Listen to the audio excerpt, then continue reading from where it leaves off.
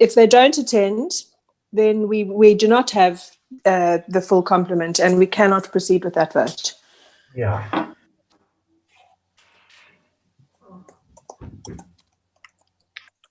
If they don't attend, then we do not have the full complement, and we cannot proceed with that vote. Yeah. Why did I hear?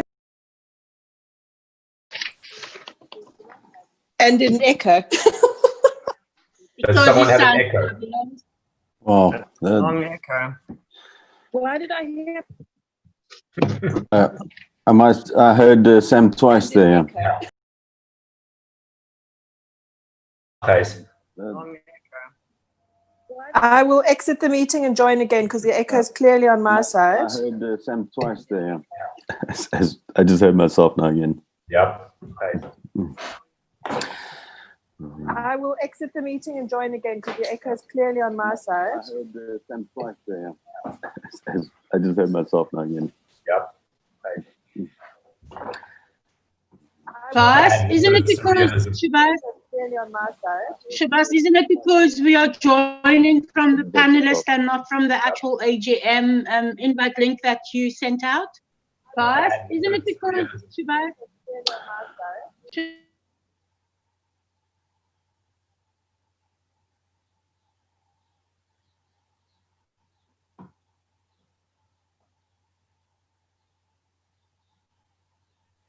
Fadila, I see you are dialed in twice.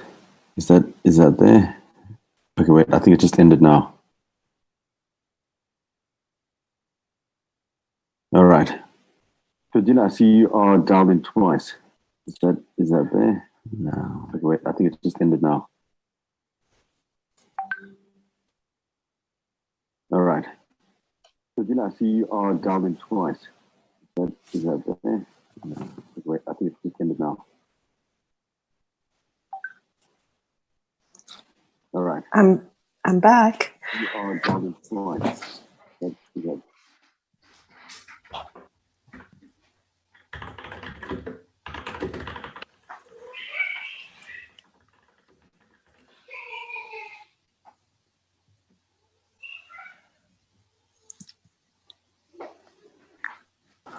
Okay, let's test that again. This is my voice 1. I love your voice. Okay, let's test that again. No, it didn't work. My voice 1. Why are we having feedback? Started the webinar. The webinar has been started. I'm not too sure why we're having feedback. Test that again. No, it didn't work. My voice 1. Why are we having feedback? Started the webinar. The webinar has been started. I'm not too sure why we're having feedback. Test that again. No, it didn't work. Why are we having feedback? It's almost like a crescendo of a week webinar. I'm not too sure why we're having feedback. Bash, is it possible that it's where somebody has the Zoom has but in the same room?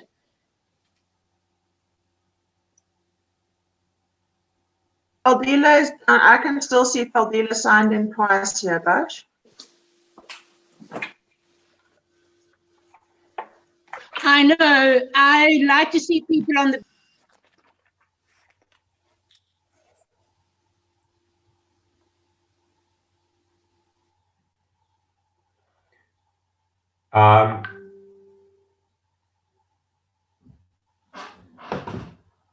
All right. I'm not too sure how I can end this webinar because as soon as we do that, a whole new link.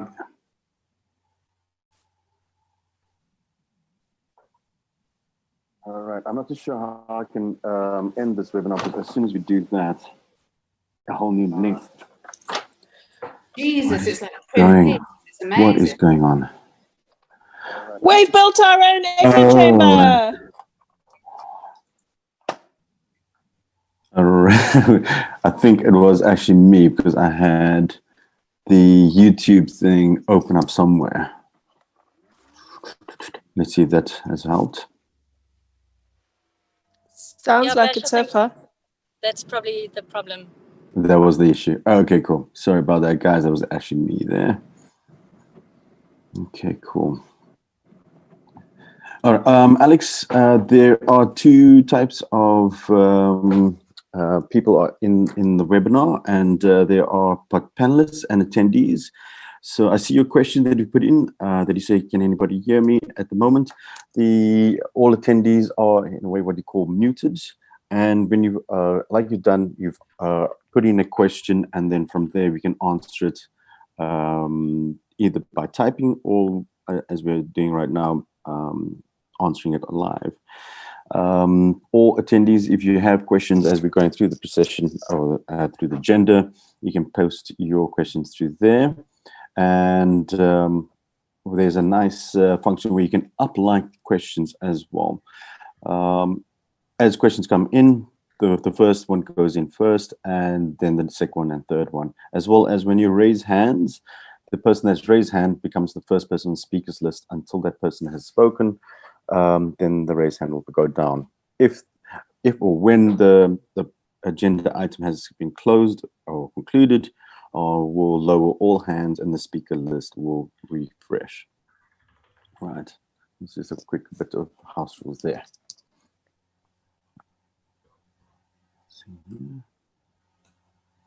Otherwise, we are at now 7 minutes past 9, and we have 15 attendees. Can you name them, and I will count off the voting members? Sure thing. We have Alex Marsh, Alex Noble, Brian Lang or Twilight, Dion Nell, how's it, Esme? Jeff, Jackie, Jenny, Liz, Mickey, Robert, Paul Honig, Skippers, the Tim, and under the panelists we have myself, Abby, Adrian, Julia, Loz, Roger, Badilla, yourself, Sam, and Tristan.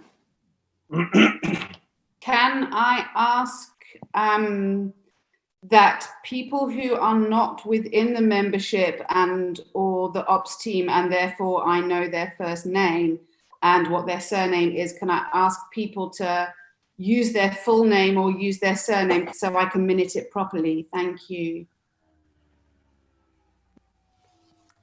I can confirm that we have 12 voting members present, which means we have quorum and the meeting can proceed, including the proxies. That will take us up to 16.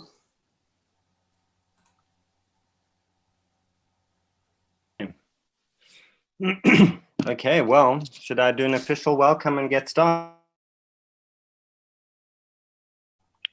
So, welcome to the AGM 2020, everybody.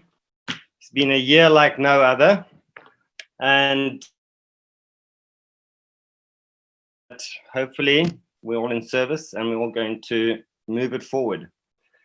So, yes, welcome to everybody. Thank you, Julia, for the hosting platform on Zoom. We appreciate that. Without the connectivity, we wouldn't be able to do this. It's extraordinary what we're able to do. So just a couple of things to mention. I'm going to be chairing the first part of the meeting up to agenda item 7, after which I'm going to request Adrian to chair items 7 to 12, which involves the voting and a lot of the technical aspects of the management of that, which he is so wonderfully adept at doing. Then so that will be, yes, and then after that we have a general section, and that is really to deal with points arising from the meeting, and we expecting to allow about an hour for that to take place, and we'll go through roughly what we're going to discuss before that and try and manage that time well. Everybody has extremely demanding lives at this point, so I think it's in all of our interest to try to keep it as as tight and brief and to the point as possible. So I ask everybody to please be respectful of everybody else's time, try to keep to the point, and no unnecessarily delay or repetitions, please. If other people have asked similar questions, please pay attention and don't repeat the same. Okay, so with that, also Abby has an important arrangement this afternoon, so we will. Abby gives that report. So the first thing, just concerning the chair and the duties of the chair, I just want to check with everybody if there are any objections if I hand over the chair to Adrian for that part of the agenda. So if there are any objections, can somebody please just address the meeting? Roger, according to our MOI, the chair would need to hand over to I am not available or willing to. Thank you. Okay, so Adrian is a member. So yeah, just to make sure everybody is comfortable with that. Good. I fully support that. Thanks, Okay, Roger and great. Adi. Thank you both. And just one, I see Wayne has put up his hand. I allowed you to talk. Is this about what we just talking about, Wayne?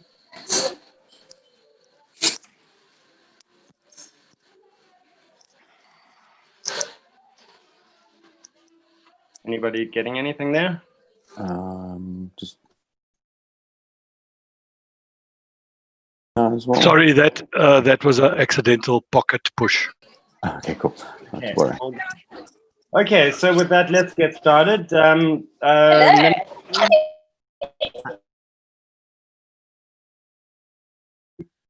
Introduce the apology.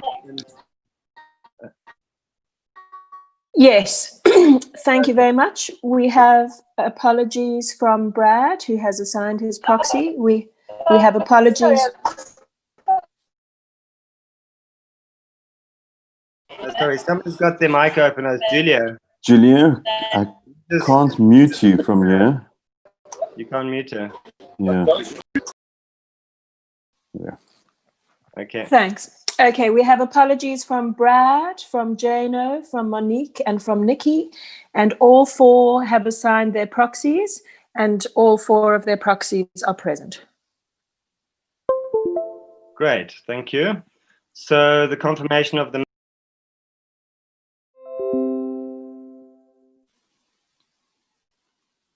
Could we have someone to confirm the minutes, please?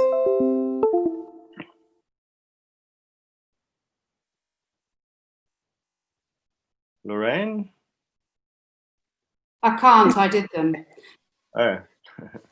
Has anybody? I'll confirm them. Thanks, Tristan. I will second that. Item 4. We need to call for objections. Are there any objections to that proposed and seconded adoption of the minutes? Any objections to the adoption of the minutes? Any queries? I see Liz has put up her hand. Hi, I don't have any objections. I just want to ask you, I noted that there was a matter that wasn't addressed, and I don't remember what happens with the not addressed, it wasn't delivered. I'm part of that, and so is Alex Marsh. We were we were asked to, or we volunteered to put a JD together for MEMSEC. Now, it is a year later, but I don't remember what happens to those issues. So the minutes are adopted. Are there any matters arising that carry on? I don't recall that happening in the past, but I feel bad that we didn't deliver on that. I think it was all three of us, but it is an outstanding matter. And I think it's pertinent because in that discussion, and it was before COVID, there was salary for, a tip or a contribution to the MEMSEC role and a job description. Is that relevant? Should we carry it into the general for this meeting, or should we let it go? What do you think?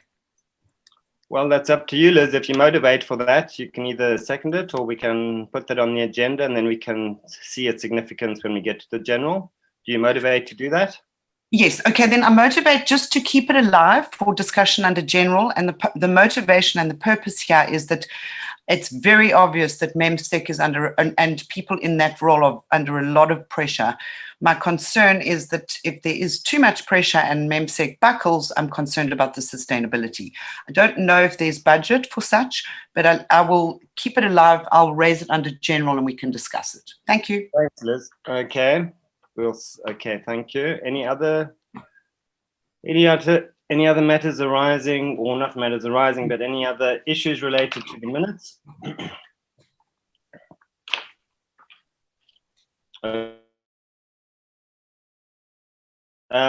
With the confirmation of the minutes, Abby, are you ready to give us the financial report?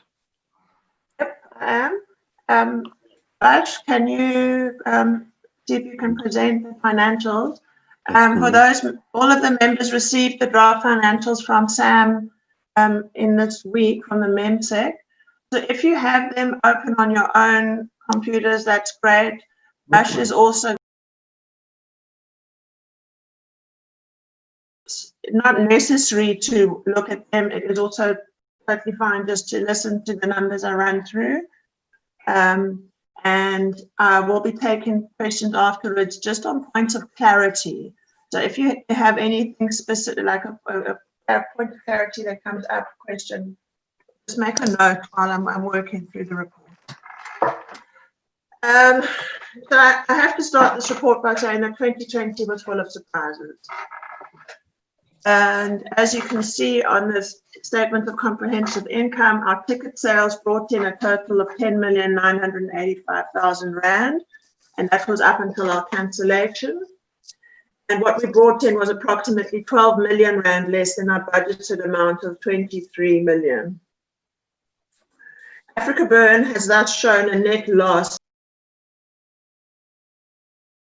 of 176 Rand, which you can see at the bottom of this page, at the bottom line on this page that you're looking at. When we look in at other income, if you just scroll up a little bit, you'll see right at the top that amount of other income. It's made up of various things.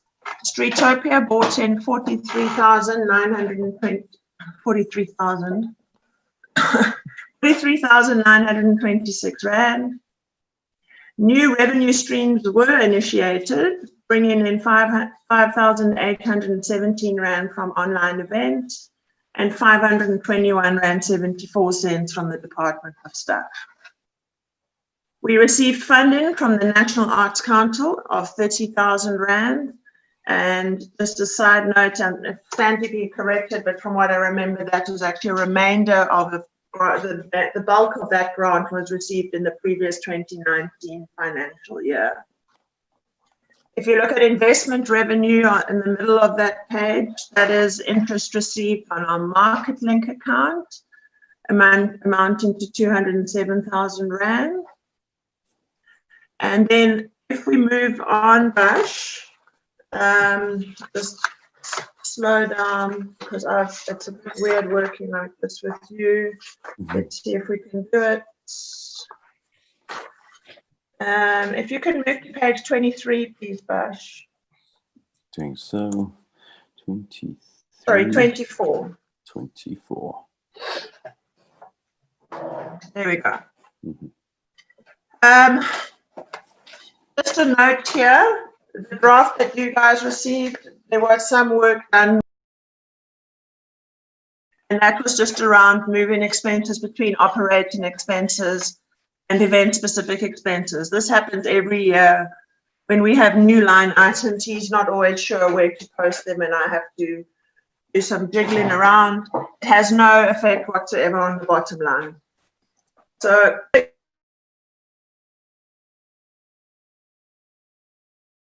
operating expenses were 9 million and event-specific expenses were 2,522 Rand. We finally received our PBO status thanks to the efforts of Lorraine working with Nicole Copley, who's a KZN-based lawyer specializing in this area. This gives us tax exemption, which will help hugely in future years. The state line for that.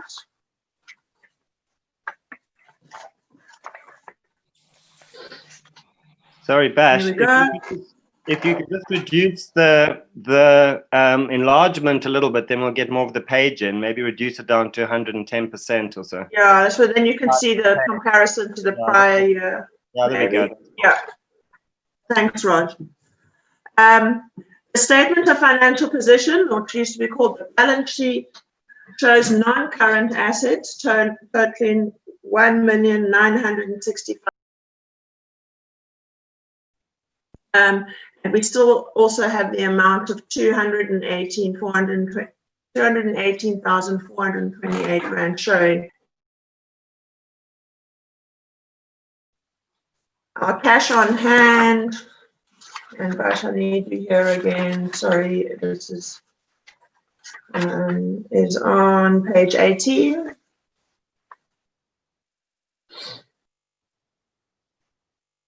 Here we go.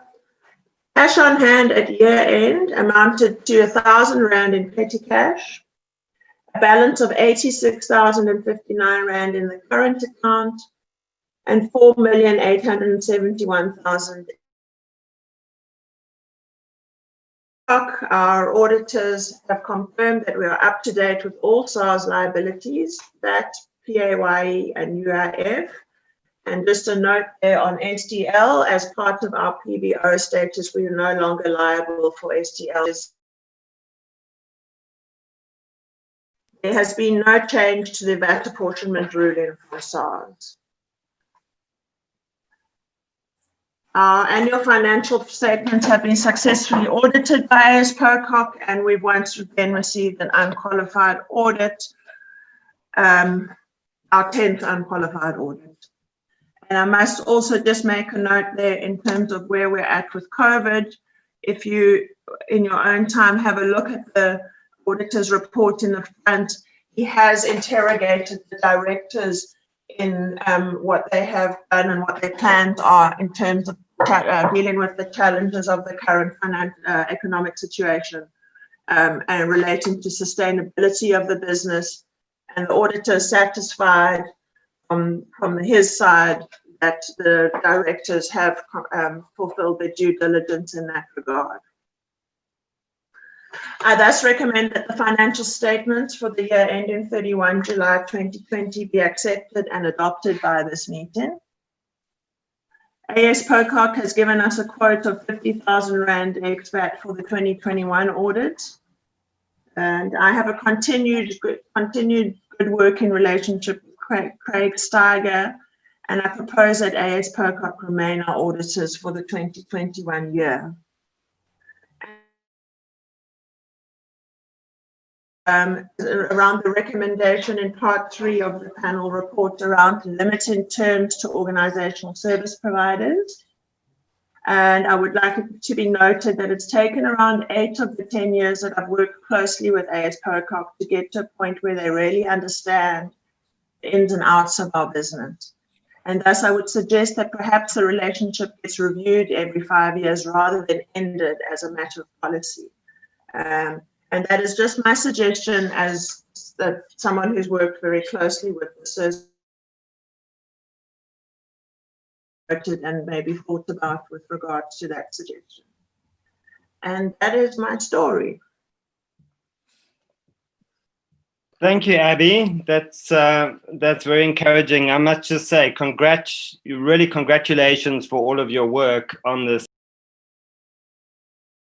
The Section 18A tax status is really a remarkable achievement. So for all of your work over these years, really, thank you so much. Thanks, Raj. It's really hugely important work that you've been doing through all of this period, and especially now. So thank you for that. Okay, so we're going to just ask open this up for some questions. I'm not sure if I'm going to see them. Bash will just help me to coordinate the questions coming in. Any points of clarity? Any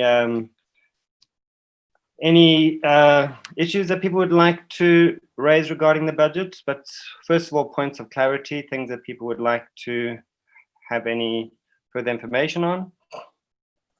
Sorry, Rog, it's a point of clarity. We're referring not the budget, the financials. Did I say budget? Excuse me. All right, we have one raised hand from Jeff. Jeff, if Jeff? you'd like. Go, Jeff.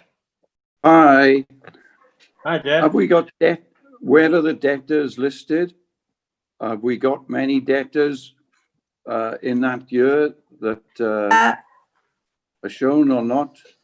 We only have one debtor, Jeff, and that is our sublet tenant who lets our sub.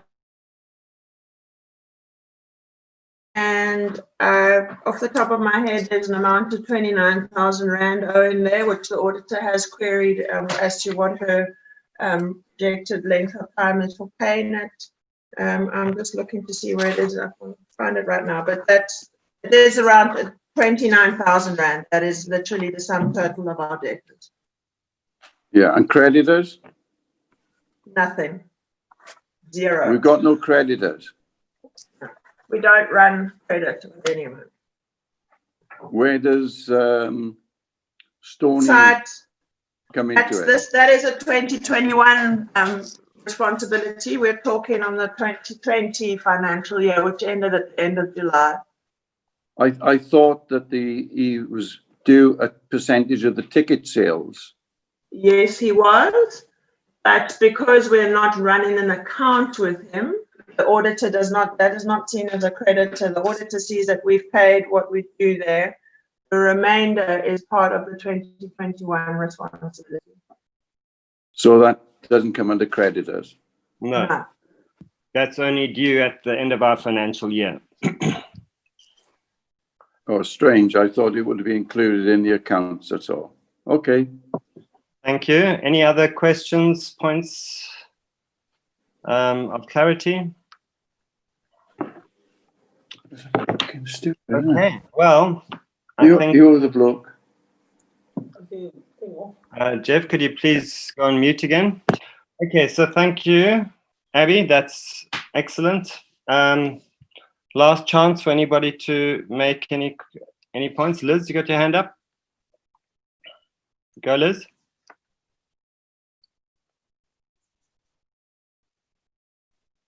You're on mute, Liz.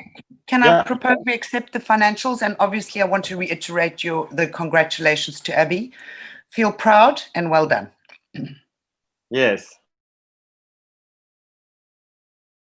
That we accept those financials, and I will engage in the debate about external consultants. I would like to propose that accountants are excluded from that. I think we've developed a really good relationship with Pocock, and I agree with Abby's proposal of a 5-year review. I don't believe they should be lumped together with consultants that help with the running of AfrikaBurn's operations day to day. Okay, noted. Thank you, Liz. Okay, so with that, does that need to be seconded, or is that done? Yeah, we do have a seconded, and that is from Alex Marsh. Great, thank you. As well as Robert. Excellent. We also need to call if there are any objections to that proposal. Are there any objections to that proposal? No objections? Adopted. Thank you very much, Abby. Brilliant. Okay. Sorry, Rod, I think you also need to now just ask the meeting to agree to appointing Pocock as the auditor for the 2021 financial year. That's the next item on the agenda. So, agree to the adoption of Pocock for doing the audit for the next financial year. Are there any objections to that? We have Alex and Robert seconding the accounts, but no objections. Great. So then we can formally adopt that, and with that we close the business of the financial report and the approval of the auditors. Everybody happy? Thank you. Well, Roger, can I ask that I excuse myself now? Yes. If anyone, last chance So any questions for me? Any questions for Abby? All good. Thank you, Abby. Brilliant. Thanks, everyone. Have a good day. Okay. Bye. Thanks, Abby. Okay, so next item of business is the director's report for 2020 and what a year it was. Lorraine, you're going to do that, yes? Yeah, I'm going to do this. Bear with me while I just move my screens around. Okay. Okay. Our year started with the usual exuberance of a new cycle and AfrikaBurn, a theme that some of us struggled to pronounce. Internally, we were embarking on a process that would bring forth significant change to our structure. We'd come through some visioning and we'd started looking at a transformation journey and setting up courageous conversations. The shifting and changing was beginning to bubble across the organization as the portfolios and committees set new priorities and embarked on new collaborations to bring forth positive change. Streetopia was a runaway success in Josie and then in OBS, and even Cape Town's Council's stern boss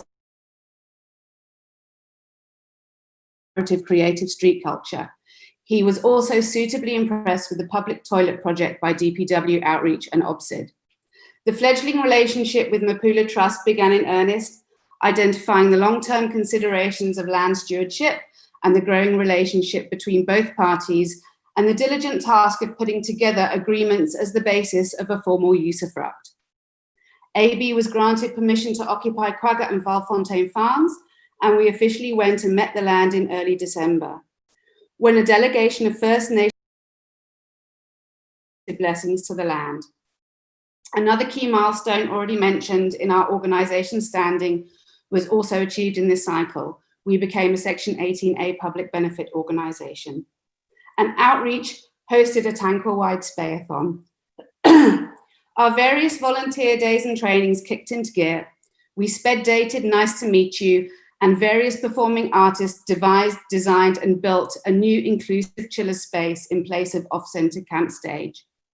Posters were printed, art was made, cars were mutated, people wore orange, and a town was planned. But we didn't gather in our dusty wonderland this year. Instead, we were entered without consent into the Red Queen's race. The starting pistol fired in early March, and the finish line is still far from sight. And so this time, instead of reporting on stats and data of our achievements, which were placed in suspended animation, I'm offering thanks and recognition to a team that showed tremendous grace under pressure. As we all struggled to make sense of the world around us and think on our feet, whilst the aftershocks were still hitting us hard. There are many, many people to thank, and so here I'm just naming the remunerated team. Abby for balancing the act of keeping the organisation financially viable while ensuring we still went above and beyond for our extended community crew. Sam for taking and sustaining the fight to the UK insurers. Monique for pushing forward with the future and our new horizons. Robert for helping restore dignity to the homeless in our own backyard and relaying the COVID protocols for the team. Brian for gently guiding the ops team through unprecedented uncertainties and turning our challenges around. Christy and Luke for pivoting on a myriad of opportunities and driving the output of the org's community-facing COVID response and picking up the slack. Julia for keeping her finger on the button with Cricket as we wrangled the what-ifs. Travis and Tim for compassionately holding the front line, staving off the pitchforks opportunity of repeated affirmation in writing of what we do, why we do it, how it catalyzes a community to do such good shit in the world. Skippers for developing software that enabled our new platform AfrikaBurn to reconnect our community. Sonica, Antonia, Kath, Paul Fletcher, Sade, Barry, Gemma, and Jackie Middlewick, who voluntarily curtailed their contracts in support of saving the org. Al and Jano, who also stood down. Nokubonga, Rose, and Floyd for hanging tight and keeping safe until we could open HQ again. Issa for helping artists work out the where to now and pointing them towards creative and practical solutions. Esme for standing firm in the face of adversity, and taking on the experiment in real life. Shannon for keeping the volunteer flame burning all the way from the Transkei. Cindy and Josie for attending to the most economically vulnerable members of our community. All of the volunteer committees and crews grieved a living loss for their hard efforts. Ranger Council, ArtCom, Theme Camp Committee, DMV volunteers, Volcor, Radio Free Tanqua, Sanctuary, the Illuminati, ICE, DHEC, Airspace, Demarcation. And then, of course, DPW and of financial and experiential loss was very real. Also, our professional service providers who put urgent hours into carrying the mental load with us of whether this thing we do in the desert could even happen, testing all the variables up until the 11th hour. During these times, we went down a few rabbit holes, resulting in some dead ends, some finding us with new windows of opportunity. Our project and the human rights monitoring were picked up and embraced by Burners Without Borders and Burning Man's new Kindling platform. Work on land and deer continued through the engagements of heritage specialists who scoped Quaggafontein, the ongoing work of site planning, farm infrastructure, move planning, permaculture and habitat restoration planning, open calls by donors. Work on finessing the usufruct was also concluded.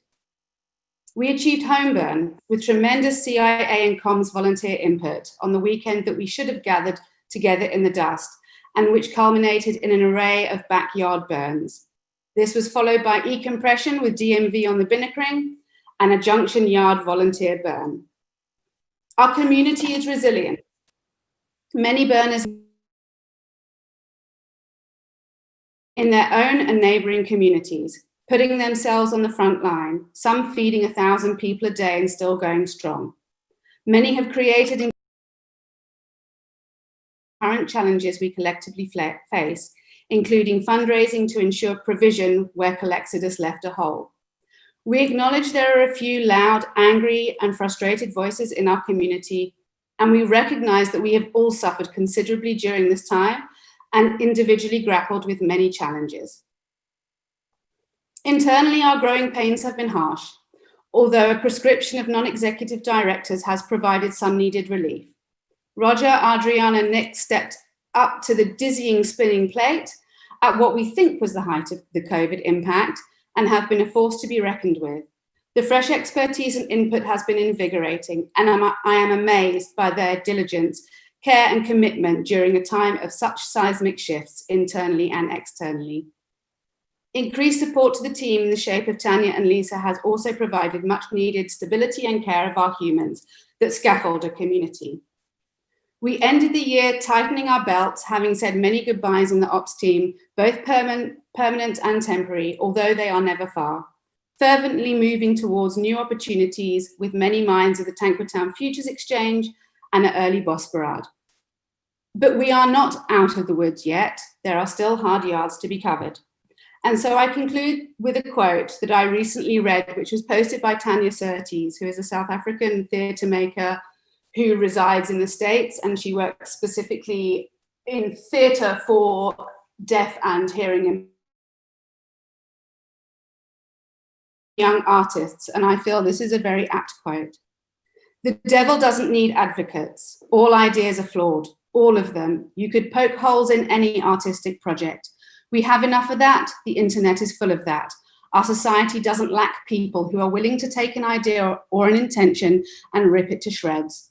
What we need, what you need, what I need, are people who can see the possibility in our ideas, even the stupid. Don't be afraid to praise. Don't be afraid to try and improve an idea. Don't be afraid to believe. We do not need the burnouts, the cynics, the people who secretly delight when people shoot for the moon and fail. Get those people out of your circle, out of your organization, off your board of directors. Energy, positive energy, is way more important than you think. Embrace those people who deliver that energy, even when they are being critical. Let the rest go. AfrikaBurn is a bigger than self endeavor, embracing the art of life. Thank you. Thanks, Lorraine. Yeah, Those are some strong words. Thank you. Absolutely. Positivity and rigorous debate together, I think, really is what makes this organization a very positive force in the world. So thank you very much for that. With that, we conclude the first part of the AGM this morning. We now go on to the technical aspects of the membership and directorship. So I'm going to hand over to Adrian at this point, and then I'll pick up later when we deal with the general, and Adrian and I may share that role of chairing that. So Adrian, thank you. Would you take on from here? Sure. I just wanted to confirm that the membership is happy with the change of chair in terms of our MOI. Absolutely. Are there any objections?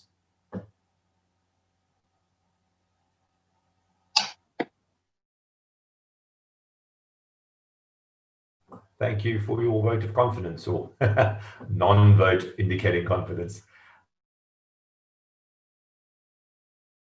Pull up the AGM. I managed to close the wrong window at the wrong, the AGM agenda. I managed to close the wrong window at the wrong time. So while I'm doing that, Subhas, can you just talk quickly to the topic of voting and how the vote will be conducted? Thank you, Adrian. Oh, okay. Shubhas, I've got that here. Okay, Fadela. Sorry, no, I do the directors that no longer are in service. Go on, Shubhas. Okay, sure. So we have a few votes through the day. How we're going to be doing that is that a Google form will be sent to all the members, and you'll be able to receive that in your inbox and fill out the Google form. And there you will be in line with the item or the agenda items. So with agenda items 9, 10, 11, and 12, those ones will be all in separate Google forms, and you'll be able to again vote through that as a member. I'm not sure if we need to speak about the proposal votes right now, but yes, that's exactly what I wanted to bring up next. All right.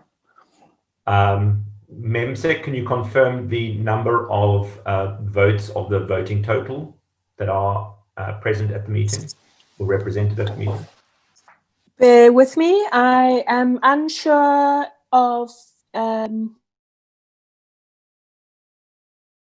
present yet. No, I'm looking at the participants and the attendees and the panelists, and she isn't here yet.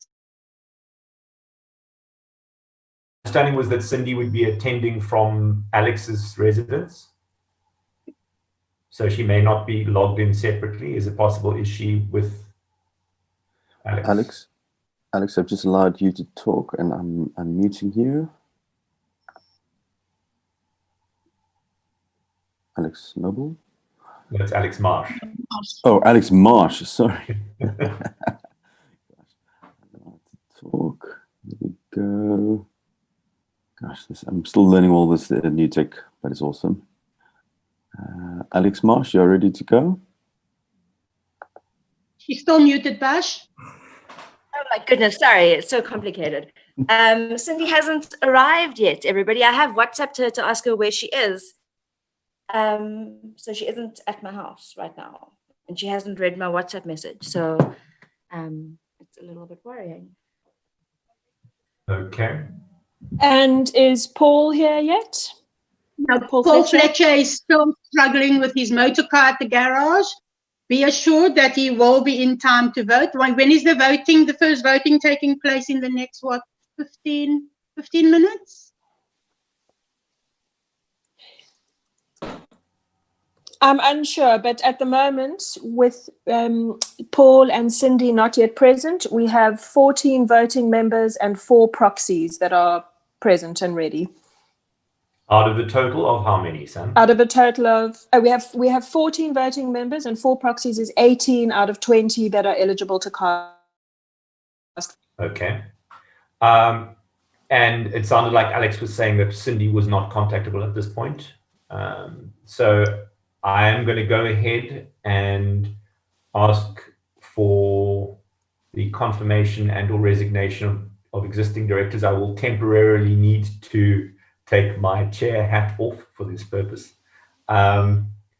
I am, in terms of the MOI, 1/3 of the non-execs are required to step down at every AGM. I am the one non-exec of the 3 that will be stepping down. So, yeah, I'm not resigning. I am stepping down in terms of the MOI. Okay, so can I confirm that agenda point number 7? Samantha Benzella, Monique Skes, and Robert Weineck are no longer in service as directors and are eligible to vote. Okay. Abby Case no longer serves as a director, but is not a member and has no voting rights.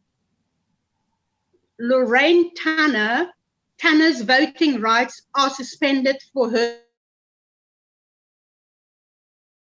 director. Adrian Wessels, as you said, right remains suspended on the basis of the record date as per the notice of the meeting. Thank you. Thank you. That's point 7. Moving on to point 8, confirmation or resignation of existing members. Faldila, will you be taking that point as well?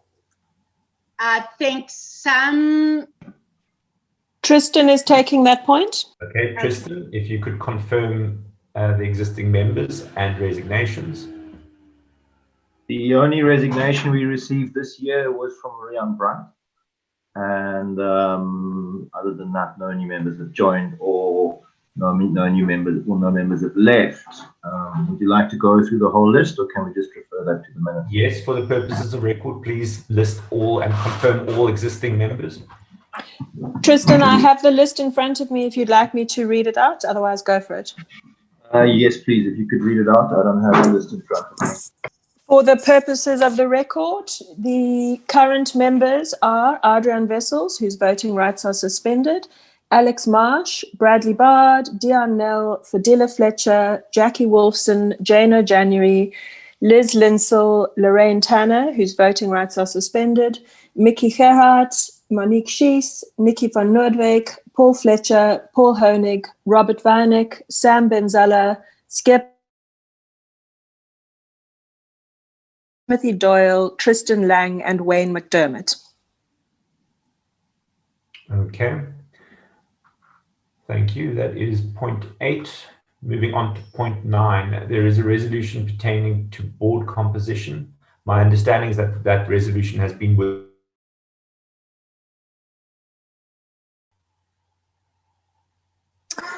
That is correct. Okay. Thank you. Vote for new non-executive directors. I understand that there is a proposal to defer the vote, that in order for that proposal to pass, we will need to have a resolution that is approved by all voting rights amongst the membership. If there are no objections, I propose that we make an effort to contact Cindy Dondolo. Also, from what Faldila said, I believe that we will be able to get in touch with Paul. Alex Marsh, can you attempt to phone Cindy, please? Are there any objections to attempting to contact the 2 outstanding voters? Artie, I have attempted to call her. I think Okay. Skippy has as well. She hasn't answered the phone yet. Okay.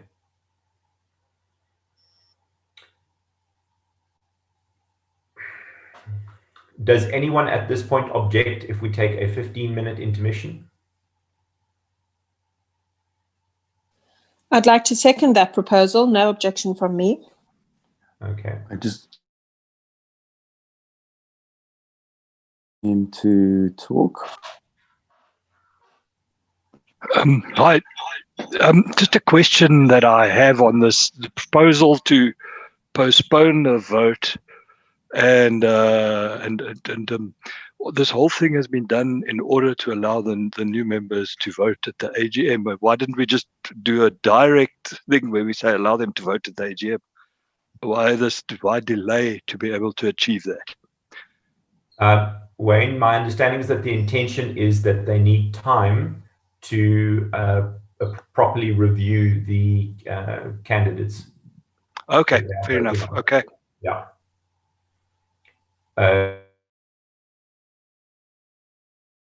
Taking a break. I see two hands. Subhas? So I'm not too sure, but I feel that we are good to go for 15-minute recess. Okay, I see there are no hands raised. So if there are no objections, we will take a 15-minute recess for mid-morning tea. I am going to go and make myself a cup of tea, as it is traditional, and I will see you all in 15 minutes. So that is 7 minutes past 10 sharp. I will be resuming the meeting. Correct.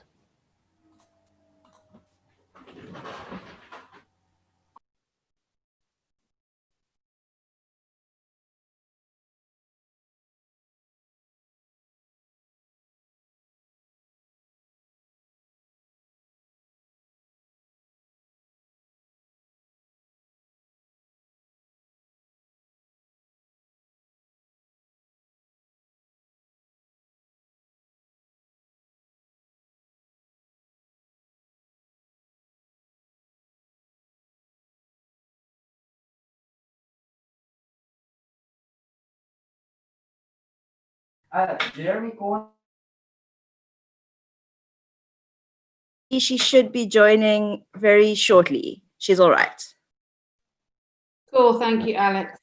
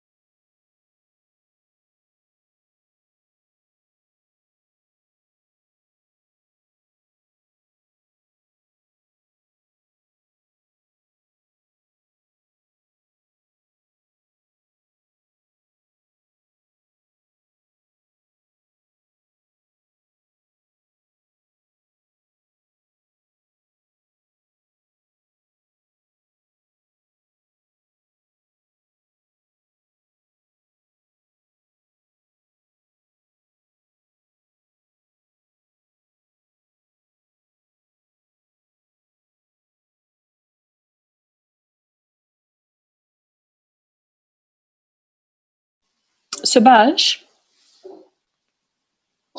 it's Sam. Yes, Sam. The proxy votes. Good question, and this is where, as just being in a way independent on the voting, we will need to have some time just to collate the voting, and then along with the proxies, I see that it's been posted or saved in the members shared folder. So then I'll pick up the votes from those proxies and add it into the. Okay. Yeah, it will take some time, but I'm not too sure if you are still going to only show the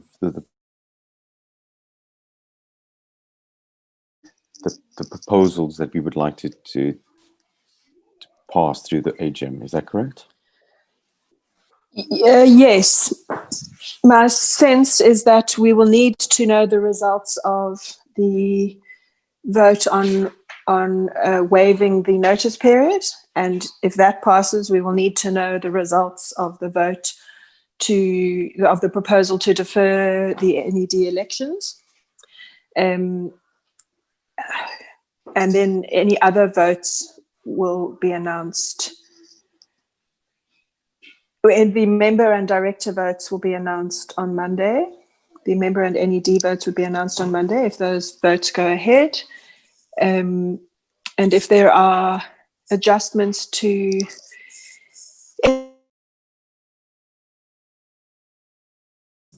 then we may need to determine those outcomes also in the course of this meeting. Yes, that's correct. It just, I guess, for more clarity for myself with those proposals, once does take effect, that means the candidate members that become members, I can only find out afterwards, will be able to, their votes will be valid for the NEDs. And so depending on the outcome of the first set of votes, if the vote is deferred, then the candidate members who are elected in the NEDs in the deferred vote. yes, that's correct. Okay. I'm glad we just mentioned that and hope that is an understanding for our membership and our current candidates at the moment. Yes, I also hope so, but we can certainly talk it through when the meeting reconvenes. Sure thing. Thanks, Bash. Yeah, Cool. because I got the tail end of that. I got the tail end of that because, yeah, I was reading your mail you sent 7 hours ago. Wow, okay. Can I ask Memsek a question? Yes. Yes, you. And just double check when we reconvene if there are any people who are sitting on other people's Zooms that we've not captured as being present. You do have Jeff and Jenny on one Loz? What is Jenny's surname? Is it Jennifer Celia? It is Celia, yeah, okay. Or cool. rather Jenny Celia, not Jennifer, Jenny Celia. Jenny Celia. Okay, that's cool. I will check. I know she was there last year, so I will check the spelling from last time. And yeah, if we can just ask if there are any, so I can capture them. Thank you. Yes, thanks, Lars. We will. Is anyone able to confirm for me whether Kath is present, Catherine Williams, and Issa Markers and Graham Allen? I know that Issa wasn't planning to attend because she got back to Cape Town yesterday, and the idea was that Paul would attend and Issa would be with the children. But I think Paul can confirm that. Like, all I can say is that Graham is very much involved because 30 minutes ago he sent a massive email in response to Jackie's and your response, Sam. And he just sent 30 minutes ago an email. I'm not going to read it because I'm going to read it quite quietly. My mind's too full. I definitely don't think any of those emails should be entered into the AGM record. No, I don't think so either. Well, it's not right. No, we mustn't talk about it in the space. Let's not bring it into the space. So is Graham Allen who's on this YouTube? I don't have my YouTube open. Yeah, just so everybody knows, this meeting is currently being held recorded in Zoom and recorded. Oh, I need to click that again to this computer, and being broadcasted to YouTube. Bash, who's on the YouTube channel? How do I get to the YouTube channel? If you go through to YouTube, type in AfrikaBurn to search for the YouTube channel there, and from there you'll be able to find our live stream. Yeah, got you. Okay, cool.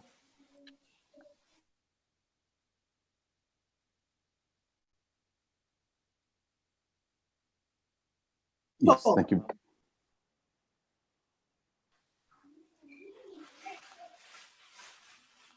I would like to support Bash being the person doing that because he's the one with the radio voice. And I think that we need to lean into that skill set of Bash's a bit more.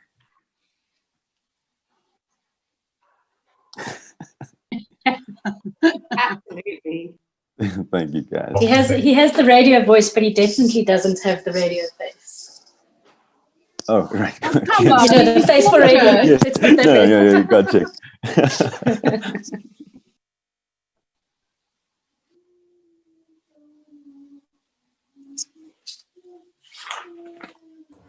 That was a very clever compliment, Julia. And the danger with clever compliments is that they sometimes get misconstrued. No, I mean, I had face.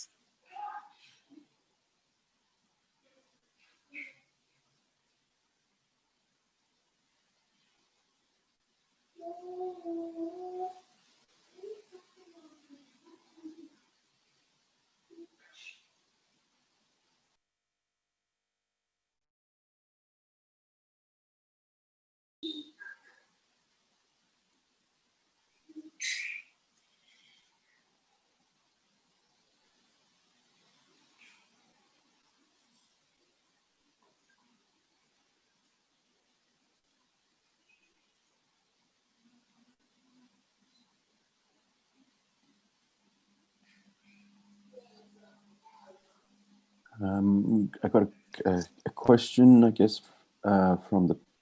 Would we be able to share the agenda with the public, or I don't know how we're going to do that, but this is a question during this recess.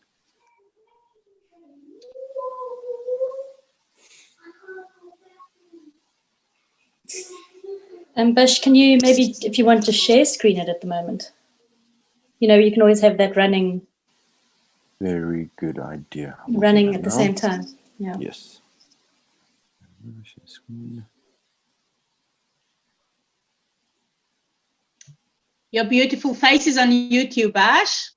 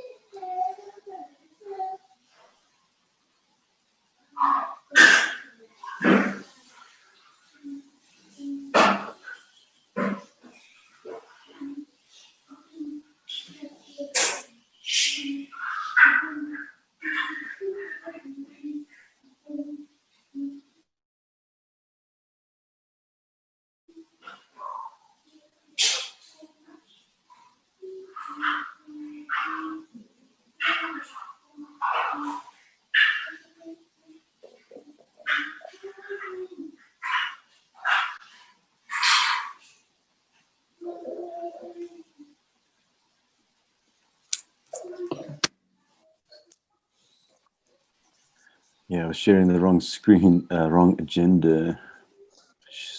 Okay, cool. I think it should be sharing properly now. Yeah, there we go. There you go.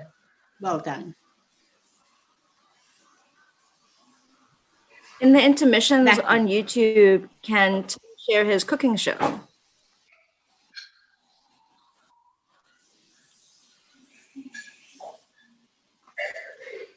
That seems to be Sam. Let me just quickly mute her quickly. Sorry, guys.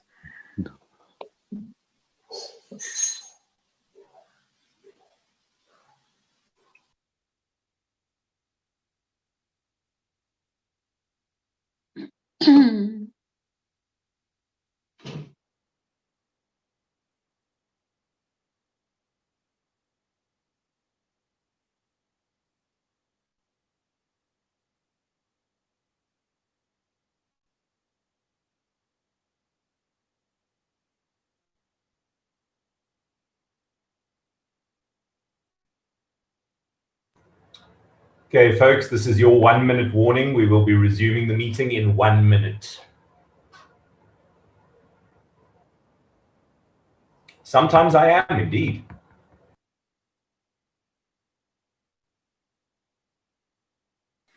Has Cindy joined yet? Can those of you who can see with your all-seeing eye check her?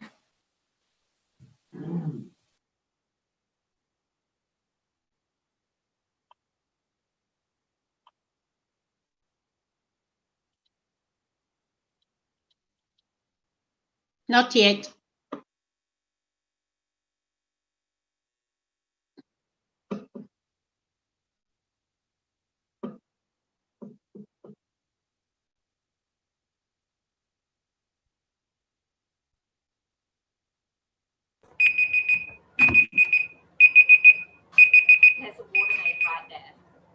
So, we're back at the meeting. These guys must have some seriously good karma. First order of business is, has anyone managed to get hold of Cindy?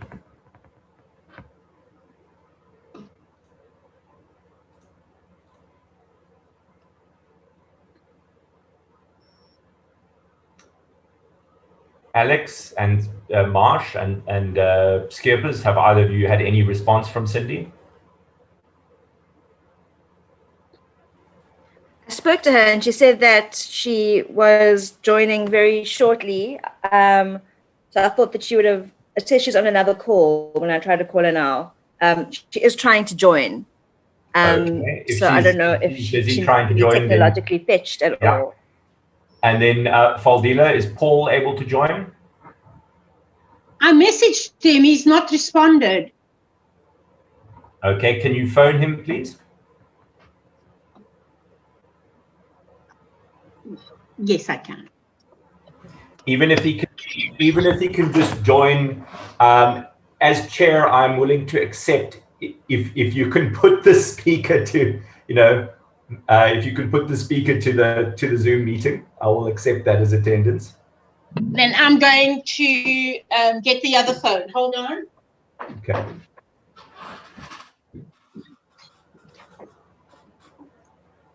And likewise, Alex Marsh, if you could phone Cindy and get the call to her, if I could just hear her voice saying that she's present and listening, I will count that as sufficient for attendance.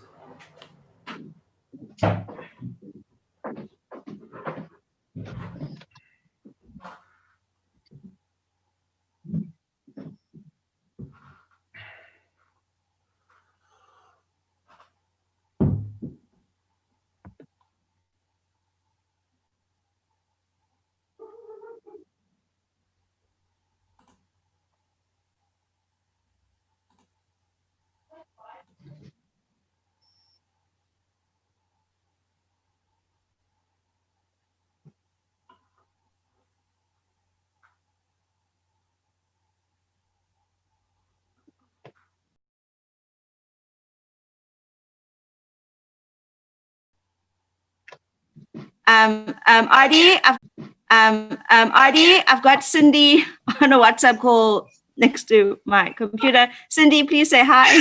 Hello, guys. All right.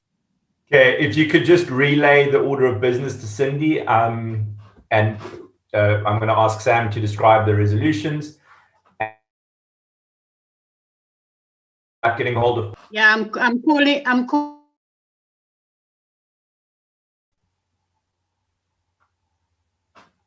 And also thanks to all the members and viewers for your patience with this procedure. We're just trying to get all of the voting rights attending the meeting so that we can introduce a resolution to postpone the voting on the non-executive directors in order to allow the newly appointed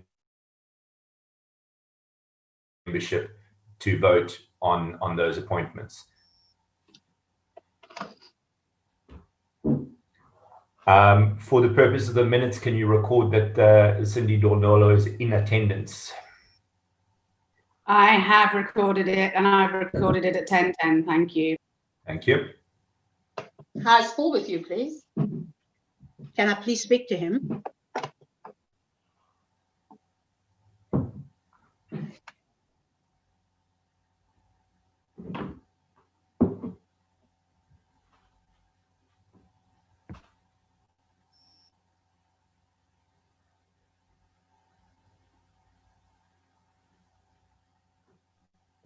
Hold on, Adrian, just chat to Paul. Okay, can you just ask Paul to say hi, and so that we can hear that he's in attendance?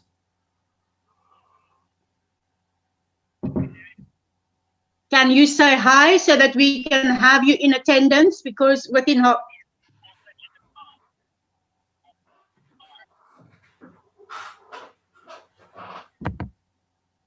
Adrian, my home line is dreadful. Paul Fletcher says hi. I could Hold hear, on again. I could Try hear again. his voice. Shout louder.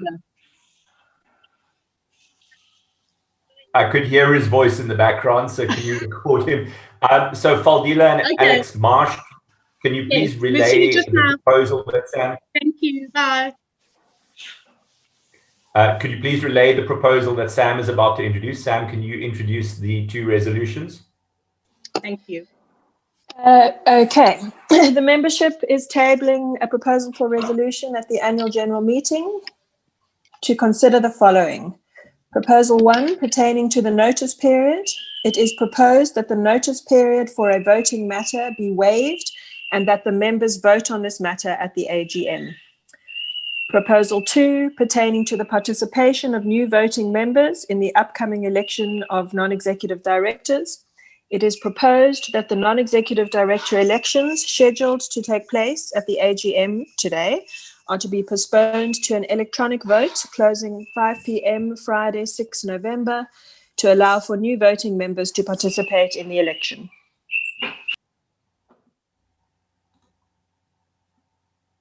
Okay.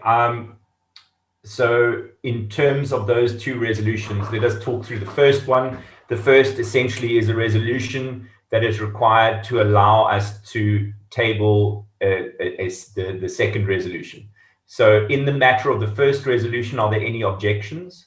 From Cindy and from Paul Fletcher, I will need to hear their voices because they're not electronically in attendance. I need to hear them say no objection. Unless they have objections, in which case they can raise them. And equally, anyone else can raise an objection to that proposal. Sorry, Adi, just to clarify for Cindy, you're asking if anybody objects to the proposed resolution now, people Yes, have to say it. Yes, thank you for the question of clarity. The first resolution is just saying that we can introduce the second resolution. And for that first resolution, we require no objections and we require all of the voting rights to be okay with it. So I need to hear, because Cindy is not on the electronic meeting, I need to hear her say no objection. And for Paul Fletcher, I also need to hear the same. Sorry, can I ask a question of clarity, Adi? Yes. Are you asking for objections to allowing a vote to waive the notice period to go ahead?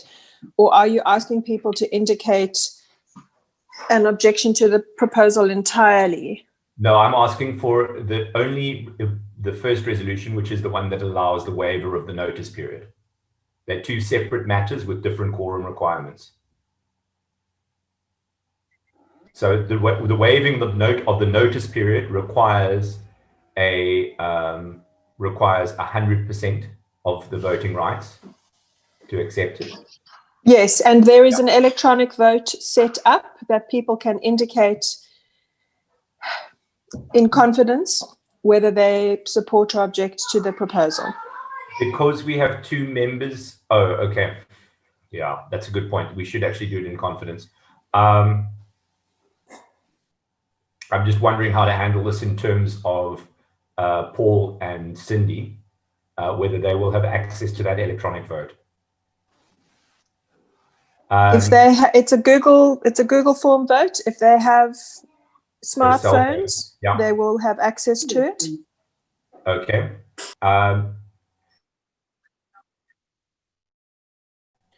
Yes, that vote has been mailed out. So far, we have 2 responses. Okay, so Alex and Faldila, can you please ask Cindy and Paul respectively to check their email on their phones and to whether or not we're allowing the notice period to be raised. My internet is failing. Yes, I'm doing that right now. Great. Fuck, this is hard remotely right now. And for relaying. So I think at this point, and then ask them to stand by for the second vote as well, that Subhas will send out once the first vote is concluded. So yeah, Alex and Faldila, you don't need to maintain that phone call line, so long as they are able to get to those electronic voting forms. So everyone, please check your email. If you have voting rights or if you have a proxy, check your email and vote. The faster you can vote, the faster we can move along.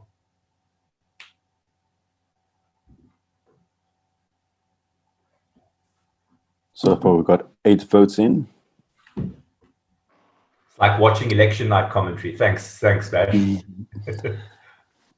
And already I can say there are a few votes that came in no. Okay. Pertaining to the notice period. Okay.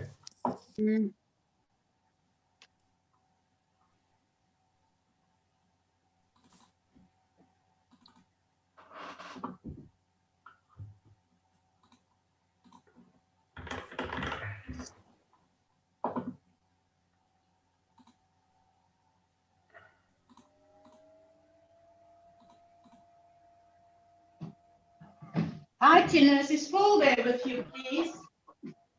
He just left. Thank you. Okay.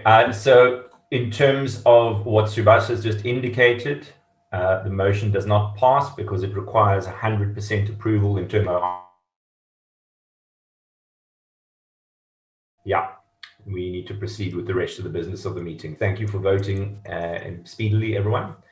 Faldila, if you can hear me, Paul does not need to try and vote. The motion has not passed.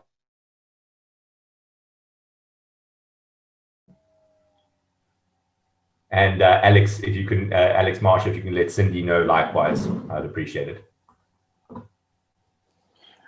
I have 2 hands raised. I'm going to allow, the first one was. Okay, Paul's on his way. Paul is on his way, should be able to vote. Faldila, I was just saying that there have been some no votes cast, which means that this measure will not pass because it requires 100% yes vote. So the urgency for Paul to vote is reduced. So in terms of the questions, there was Liz, and who was the other question? Well, I see the hands have gone down. And then Mickey. Okay. Liz, go for it. Please can you send me the link for voting? It's not relevant anymore because I couldn't find it, but for the others. We will be releasing those links as we go with the votes, as I understand it. Subhas, is that correct? That's the intended process? Yes, that is correct. As we go through the Where's items. the link for the one you've done? That should have been sent through to your @afrikaburn.com email address. Oh, got it. Okay, I'll check there. Thank you. I'm new to this strange thing. No worries. It is a strange time indeed. And then the next question was Mickey. Thanks, Adrian.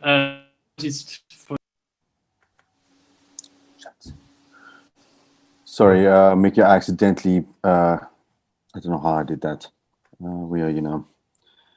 Mickey, could you raise your hands again?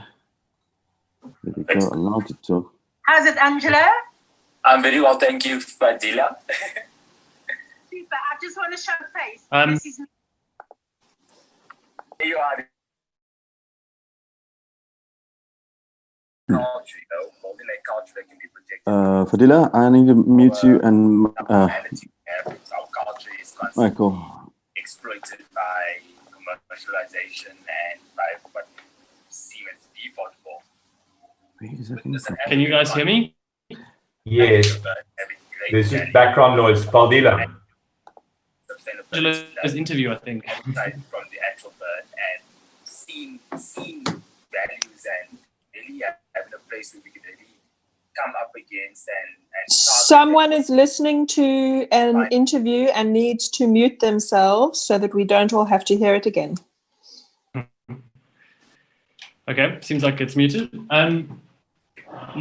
I have a question around whether the motion was properly understood as per the wording and whether people felt like they were saying no as in no objection versus saying no, the motion shouldn't pass.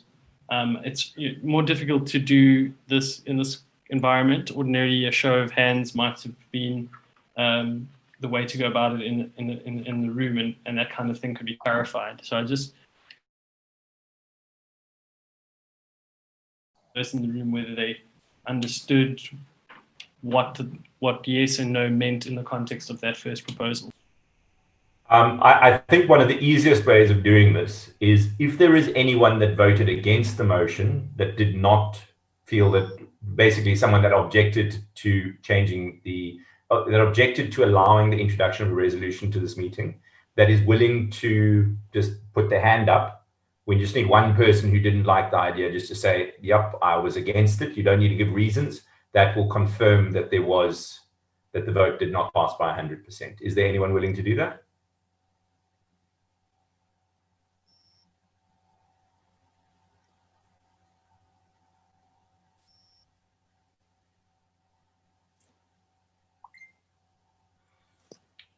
Okay, alternatively, is there anyone that is concerned that they might have misunderstood explanation? We have two chats from Wayne and Liz saying 100% I concur with Mickey, as well as Liz. Liz is concerned about the wording on how it was perceived, like Mickey said. Can I just reread the wording? The wording is, it is proposed that the notice period for a voting matter be waived and that the members vote on this matter at the AGM. That's the wording that people cast their votes on.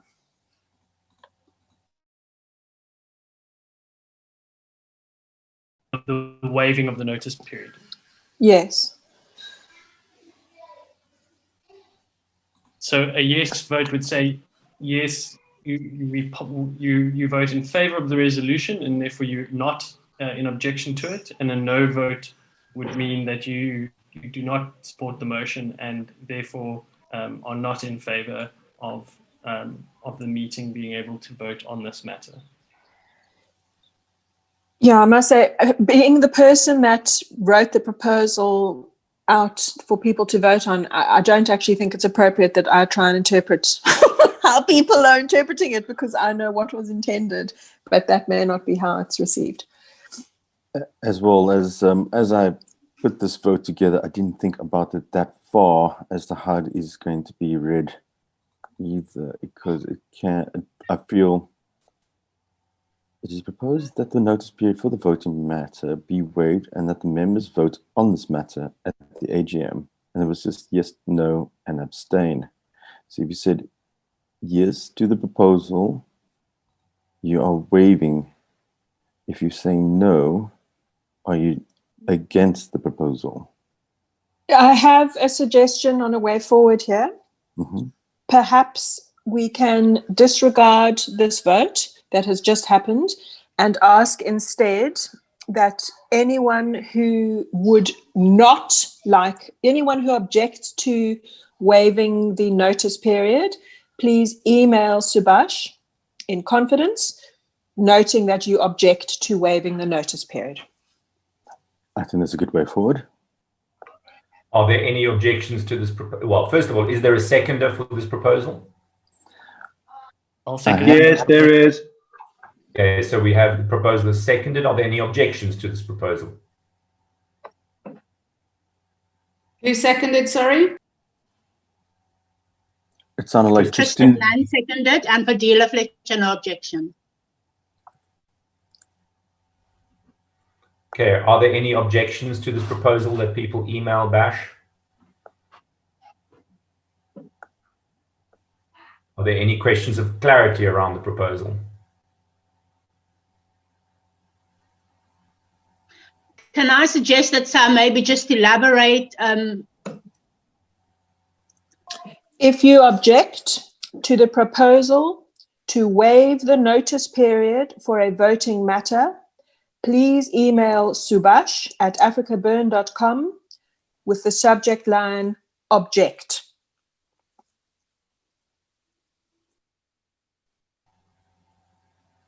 Okay, I'm going to wait for, I think 5 minutes is probably sufficient. I have received one email saying I object to waiving the notice period, so I am the no. Thank you for whoever sent that email for clarifying your position. On the basis of that email, we do not have 100% support for waiving the notice period, and in terms of our MOI, we cannot thus waive the notice period. So we will proceed with the business of the meeting as per the agenda. Okay, the next point on the agenda, let me find the, I managed to hide it from myself. I have a bad habit of keeping way too many windows open on my desktop.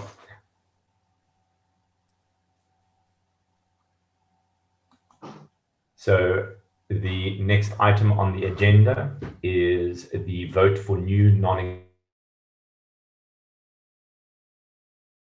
the voting email. And if all the voting members and all of those that hold proxies could please check their email inboxes.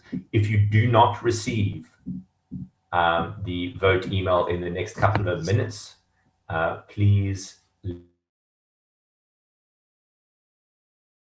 do that either in the chat or by emailing him. Chat is probably the most direct. Subhas, can you confirm that you've sent out the vote email for the vote for new non-executive directors? It has been sent out. Thank you. To the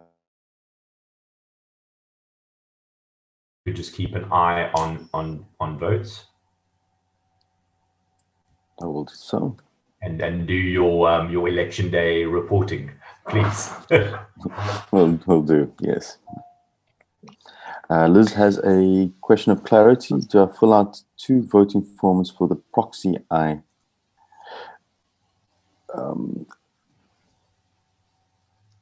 Yes, we will give time for the email to be sent out. As for the proxies, we are trying. The results will then be handled along with the proxy forms.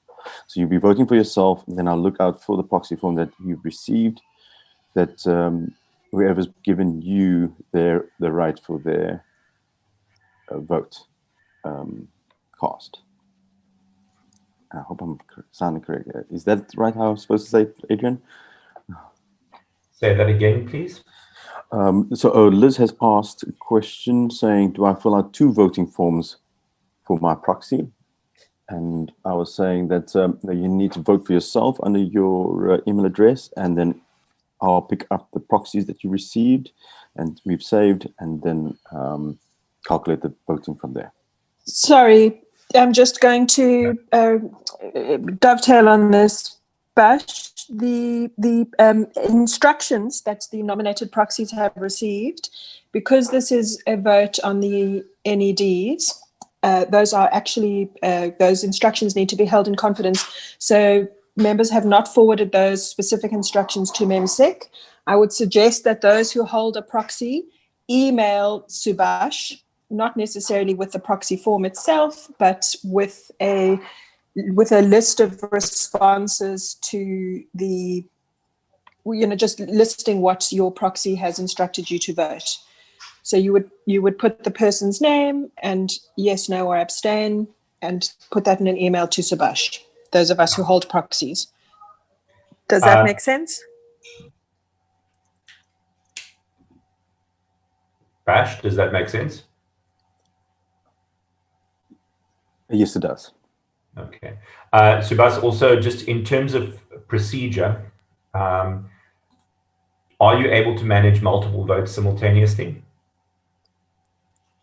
Yes, I will be able to do so with these Google Forms. I have each item for voting is in its own Google form. Okay, and, then if there are no objections, I would like to just open up all of the matters for vote simultaneously, 10, 11, and 12. I think that'll save us time. And if it has no procedural consequences, which it sounds like it doesn't, then I want to go ahead and do that. Does anyone object to opening all three voting items simultaneously? I don't have any objection to that, but what I will want to raise is Alex Marsh is required to recuse herself from the first vote. Okay, thank you for noting that. Bash, will you be able to manage that? Yes, I will be able to do that. Again, though, we may need to have almost a recess for half an hour to an hour, maybe half an hour, just to tally all the votes, and then. Sorry, Adi. Go for it. Sam, can I just finish what I was saying? Mm-hmm. Is the vote is not going to be announced at the AGM. It just needs to be taken at the AGM. It will be announced on Monday. Sam, go for it. That is exactly what I was going to say. Thanks, Adi. So everyone, if you could focus on voting, please.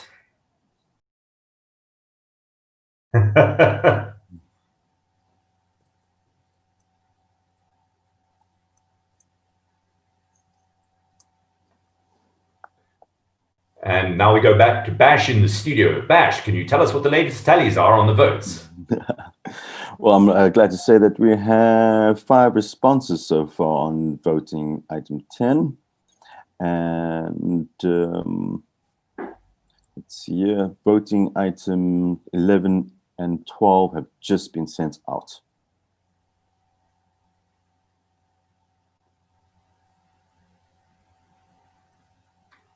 Bash, out of interest and just to confirm that the forms are correct for our process, can you send me a copy of the forms for 10, 11, and 12?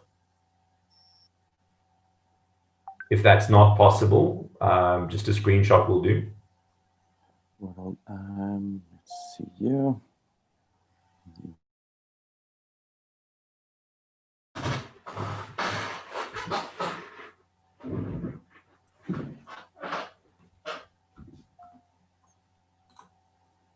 There we go. It's good to see also responses coming in for voting on item 11 already. Just show I sent this one through to you, Adrian.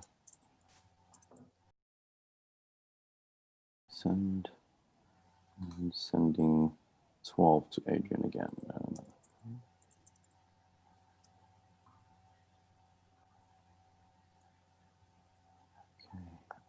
While that is happening, I see a few raised hands. Still, it's from Wayne, Alex Marsh, Liz Linsell, and then Jeff.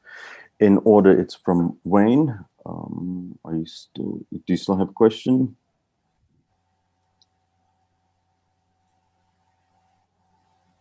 Can we? No. Sorry. Can I just ask? I conclude the voting for my proxy, and then I can get back on the minutes because I don't want to miss the questions. Okay. Thank you.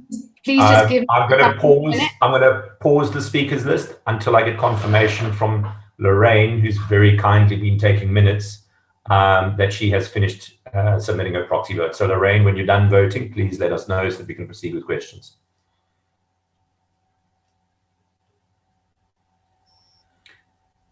And just to confirm, as per the agenda, the results of voting will be announced on Monday, the 26th of October.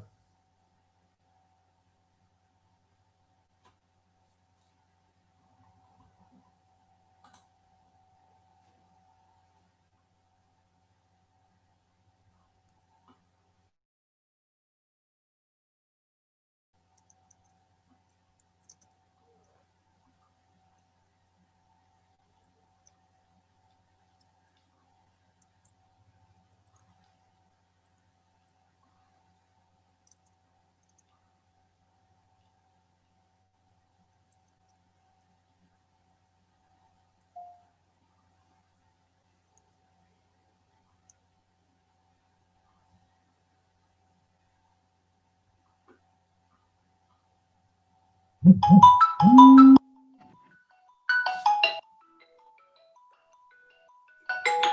go for the speakers list. I'm back on. Thank you.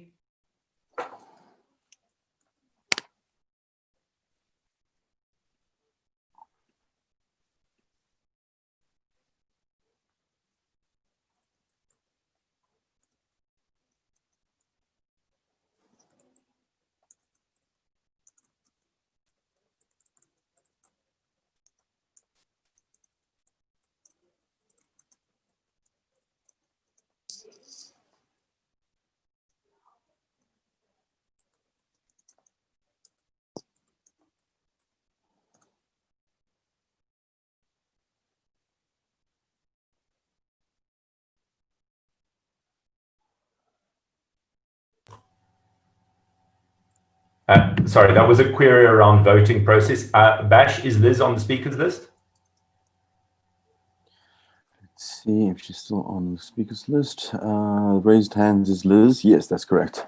Okay, so we're going to work through the speakers list in order. Liz just had some concerns around the voting process. So if I remember correctly, it was Wayne next on the speakers list. I believe that he lowered his hand. Okay, who's next? There'll be Liz, Alex, and then Liz. Jeff. Liz, if you can unmute and explain your concerns and query and concerns around the voting process. I have received the same form twice now. I filled it out twice. I submitted it twice. And when I went, I requested the next form, the same very first form came. So I've effectively voted twice, and it's asking me to vote a third time. I'm now raising a question about the process. I'm just very concerned. Bash, have you got a way of making sure only one person can vote once, or there's something, I don't know if anyone else is experiencing it? And then my second question is, my proxy has asked me to keep her vote confidential. So I don't feel comfortable to send my answers to Subash. It's her request. So I don't know what to do. Can you help me?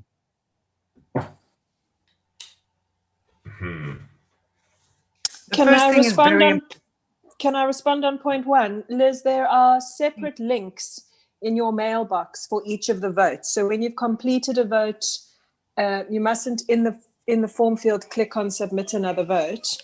You must go to the new link in your inbox. Okay, because when I clicked fill out a form again, I thought I'll see if there's, I mean, I know that I meant to email to Subash. So I just want to make sure then if Subash makes, if on the form you can only vote once. If that is the case, then I have made an error because I've revisited the same page, for which I apologize. I just want to make sure that my vote won't be counted twice, and I will then go to each other item. My second point still remains, where I would like a form sent to me so I can vote for my proxy, for Nikki. She has expressly asked me to keep it confidential. If that doesn't work, then can we revert and make another plan, please? Mr. Chair, may I? Tristan, go for it. Liz, MEMSEC for quite some time discussed the whole confidentiality issue, as well as how that correlates to the resources that we do actually have available and not. So you have the following option to either you accept Subas as the point of confidence, and he's the only person he's the one that's trusted with keeping things confidential. So you can either put Nikki's vote through just like you did with yours, or you're going to have to abstain Nikki's votes. And I think those are pretty much the options that MEMSEC has in terms of how we can manage votes. So Liz, just to let you know, and Subash can confirm, Subash set up the form, and normally he's got access to the information anyway. So therefore, sending it to him, he has a non-disclosure agreement. I'm sure it should be fine. I just want to confirm what Tristan Bash has been appointed as the scrutineer for the votes, and thus has got knowledge. And as a trusted individual, he is someone that is not going to reveal that knowledge. So it will be, he will keep the confidence of how people vote. Thank you very much for the clarity. I don't have a problem with that. I'm just, and I think Nikki will be fine with that. He's counting all of our votes. I really appreciate your clarity. Thank you. And then I will send an email to Subhash when I'm concluded my voting. Thank you. Okay. Thanks, Liz. Are there any other hands raised on the speakers list? We still have Alex and then Jeff. Which Alex would that be? Sorry, Alex Marsh, yes. Alex Marsh. I want to thank our keeper of secrets for this critical function that he's playing. And also just to ask a question of process. Is there a reason why the results is only going to be made available on Monday as opposed to like end of today or tomorrow? Yeah, just a question. It's really for me to give to make sure that I've got all the proxies forms, and now the process of receiving emails for that, the instructions from those that have received proxies, and then just going through the process to make sure that everything is correct, and then serve it out as anonymous results. And in my mind, I'm probably just speaking out of turn here, but in my mind, it was our AGM was from 9 until 4 until much later. It would have given me the whole day tomorrow just to make sure that everything is correct. Rushing this process, I'm bearing my heart out here, just saying that it is nerve-wracking just to, in a way, to send out forms and feel that it is correct, and I'm not being biased in any way to even making sure that it is understood, especially like with that proposal we put forward early on. Mick has correctly said, was it really understood properly? So that one I would say was also a bit rushed. I only was able to do that last night, as well as understand how to work with Zoom and these Google Forms. So you could allow me till Monday the 26th, that would be great. That's more than fair. And thank you so much for taking this on, Bash. Yeah, completely understand. And that's like super, super reasonable. Cheers. Please, Mr. Chairman, I dovetailed to that from a MEMSEC perspective briefly. Yes, you can speak to the point. Thank you for asking. To the point, MEMSEC's got some there's limited things that we can do. And the expectation that the opposing expectations that different ends of the members have. For example, we want high confidentiality and instant gratification. MEMSEC is in a tough place, members. Please also try and put yourself in our shoes and look at how you practically would be doing what MEMSEC is providing to you as a service. And if you have improvements or methods or tools that you can make available to us, like Julia, who's loaning us her Zoom account. Thank you, Julia. If out there in the membership, there are ways that you feel that we can do it better, please get in touch with us. But alternatively, please also get used to that this membership is providing the best that we have infrastructure for, so that in future we can spend less time on process and less time on how does the vote go, and just go with the flow and have faith in the membership that we're going to keep things confidential and fair. Thanks for that perspective, and I appreciate your call for understanding and support where people are able. Bash, who else is on the speakers list? Hand. Thank you, Jeff. Are there any other queries around the voting process?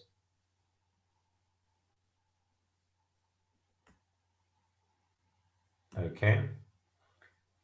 Is there anyone in attendance that has not yet submitted their vote or would like more time to vote? I am still busy with my votes and my Thank proxy you. votes. Thanks, Adi.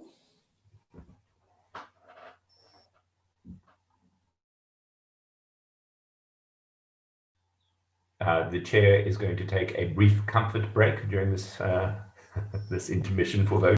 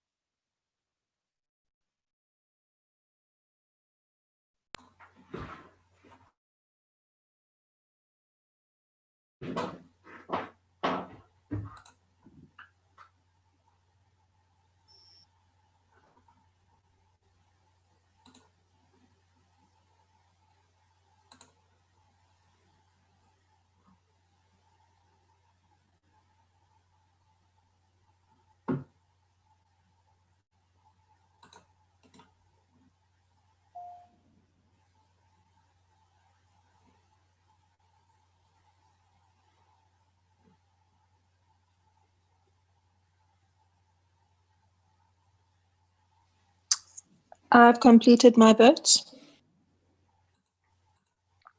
And back to Sebastian, studio. All right. Item 10, we have 17 responses. For item 11, 16. And then item 12, 15. So I'm guessing people are still busy with that. So my understanding was that there were 4 proxies. If proxies are being emailed. That's correct. Which suggests that some people have submitted proxies via the form instead of via email. Is that going to cause any problems? Should I? That shouldn't. I received a proxy from only from one person so far. Subas, I confirm that because I am unable to vote as myself, I used the form for my proxy and I have emailed you to let you know that I have done so. Right, I got that there, yes. And now I've just received another proxy for you, and then... Okay, cool. And then...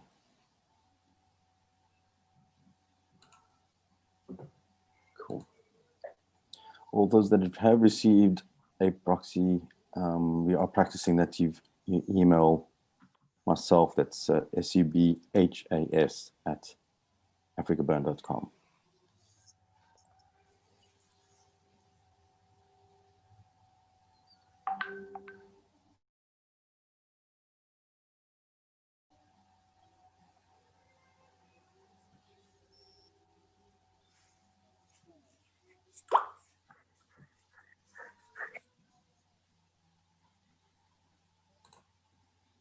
Right, and then with our last item, which is 12, I've now received also 17 responses.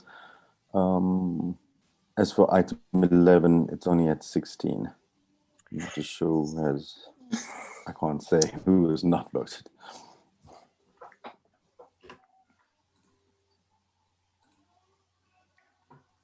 Oh, wait a minute. And then I haven't done my vote yet, so I can only do so afterwards. So then that makes it 18.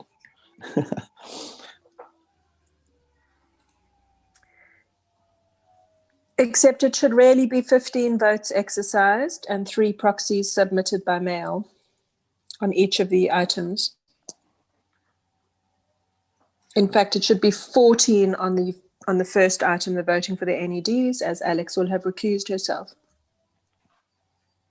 That is. You're going to have to do a forensic on the votes, Bash. This is. I'm so glad that I have tomorrow to do this.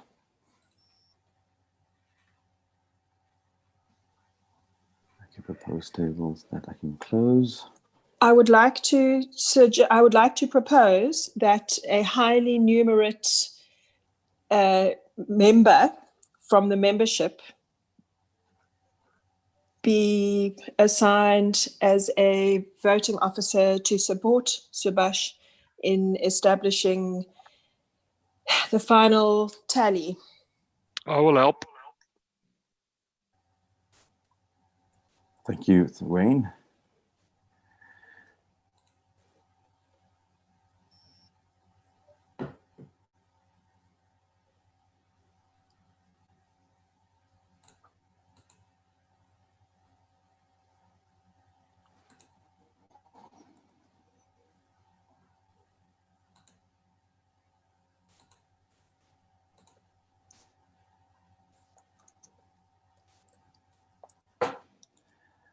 Right, let's see.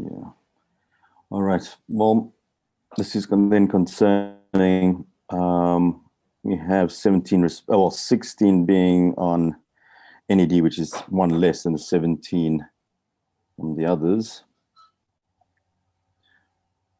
But Sam has then said that we should be at 15.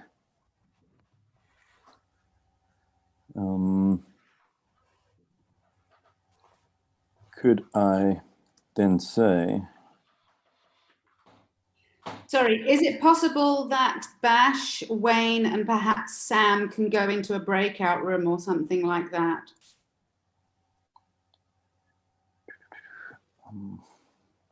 Now this will also get sticky with the Zoom. Yeah. Okay. Well, let me just check with Julie. Are you still online? So, in terms of the MOI, one of the powers of the chairperson of a members' meeting is to appoint any firm or persons to act as scrutineers for the purpose of checking any powers of attorney received and for counting the votes at the meeting. We also need to note that any objection to the admissibility of any vote shall be raised at the meeting or adjourned meeting at which the vote objected to was recorded, and every vote not then disallowed shall be valid for all purposes. So in other words, during the course of this meeting, we need to confirm that the votes that were cast were valid. We don't necessarily need to have the final tallies and everything presented. We just need to be happy that every vote that was cast was valid. I'm not required to do this in terms of the MOI, but are there any objections? If anyone has any urgent objections to Sam, Bash, and Wayne checking the votes for their validity,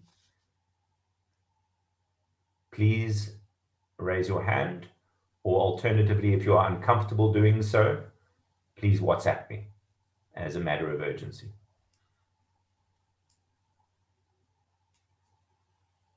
I see a hand from Wayne. Are you objecting to your own appointment, Wayne? No, I thought you said, sorry, I didn't hear the question.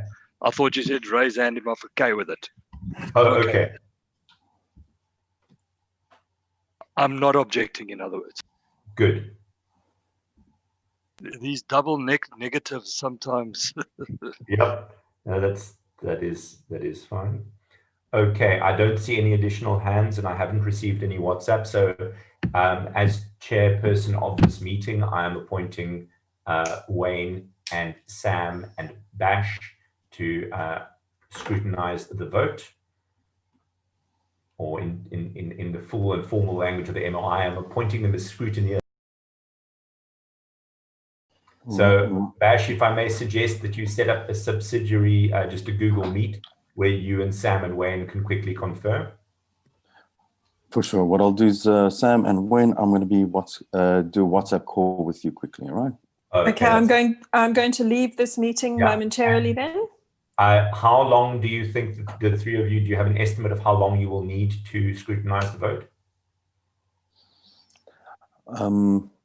What I can do while we are chatting in WhatsApp, Adrian, we can then notify you through there saying whether it be 5, 10, or 15 minutes. I just want to adjourn. I just want to adjourn the meeting. So I propose that we adjourn the meeting for 15 minutes. At that point, if you need further time, we will adjourn the meeting again.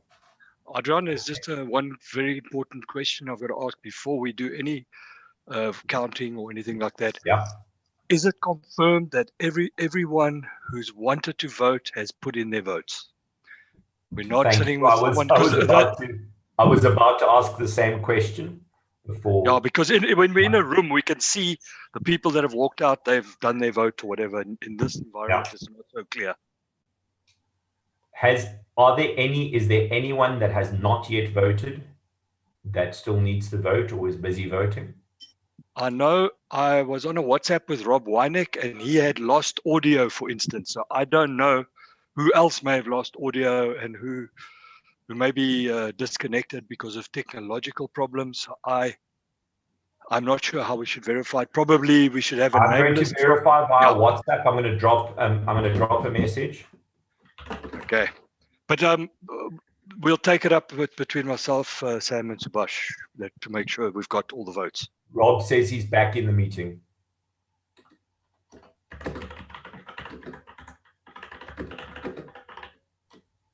Okay, I'm going to leave this meeting now and join the Google Meet, Subhash. Just setting that up right now. Thank you. The WhatsApp, yeah. WhatsApp, okay, great. Yeah, great. I'm muting myself, making sure I mute myself here.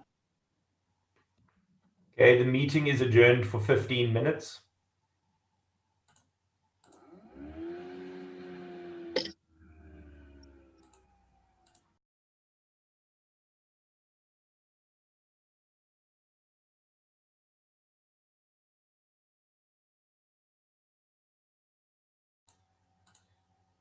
So just to be explicit, the meeting will resume at 11 minutes past 11.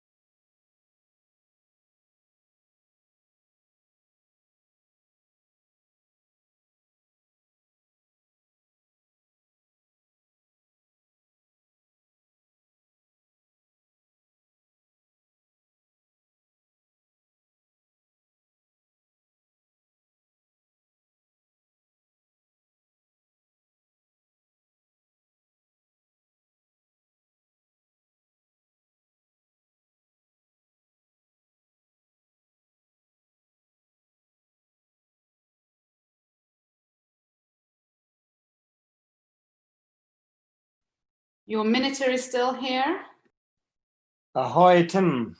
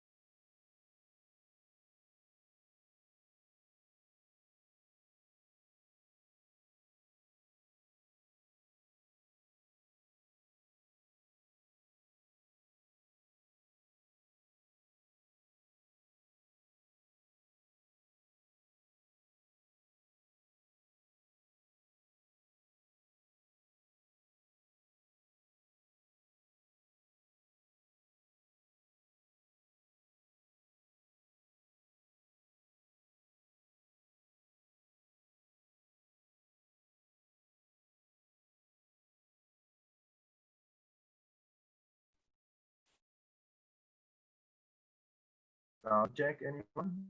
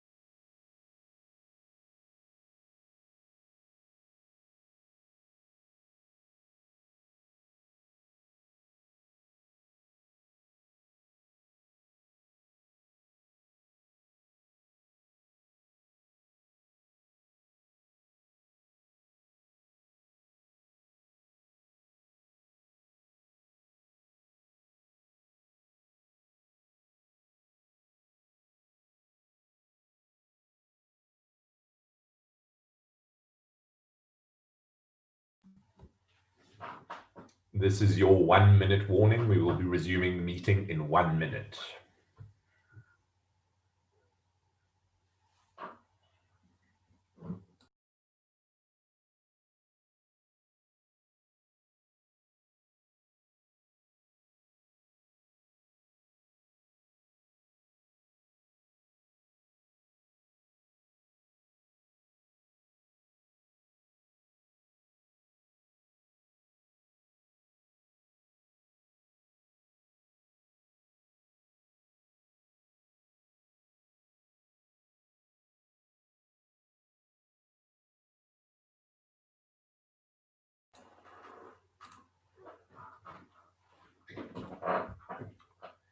Okay, we're back.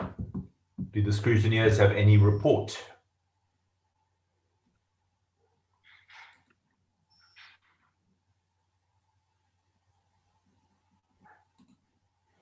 I don't see Sam back on the call.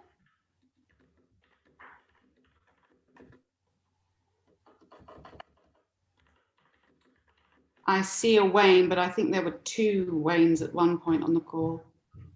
I've dropped them a WhatsApp message to see if they need more time.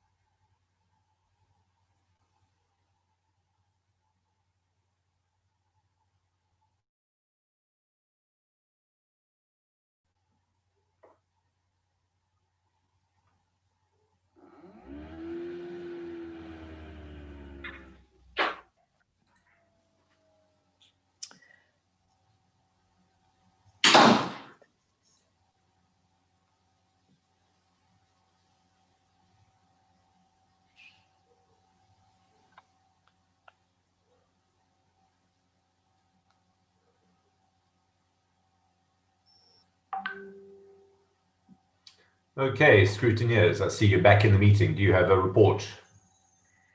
We do. And our report is that given MEMSEC's valiant attempts to ensure absolute anonymity, it is not possible for us to assess whether these votes are valid or not. And so the scrutineers have determined that the way forward is to nullify the vote that has happened. We will continue with the meeting. When the meeting is adjourned, Subhash will reissue, he will need some time to do this, but he will reissue the votes, the voting forms, ensuring that it is possible for the scrutineers to check that no one person who shouldn't have voted has voted and that no one person has voted more than once. And we will announce the results by email at a later date. The proposal from the scrutineers is that we will alert the members' WhatsApp group when the votes are open and that they will close at midnight tonight. And we ask in the meantime that those who have received a proxy use the proxy route that was described, which is to put your proxy's instruction in email to Subhash, if you have not already done so. So if I understand your proposal correctly, you are saying that you do not consider the current voting mechanism sufficiently robust, and that as such you wish to redo the vote? That's correct. That's correct. Is there anyone that wishes to second this motion who is not a scrutineer?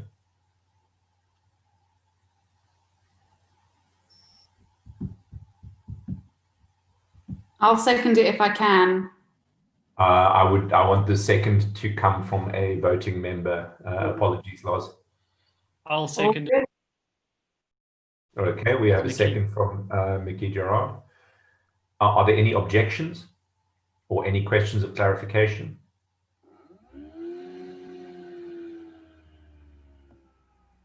Just to let Loz know that also Robert seconded that too on chat. Thank you. Are there any objections or questions of clarification?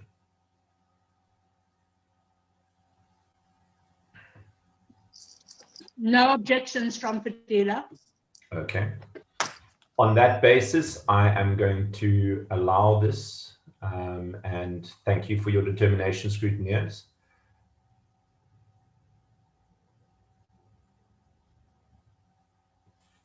So, given that we are postponing the vote, I would like to move to the next item on the agenda, which is general.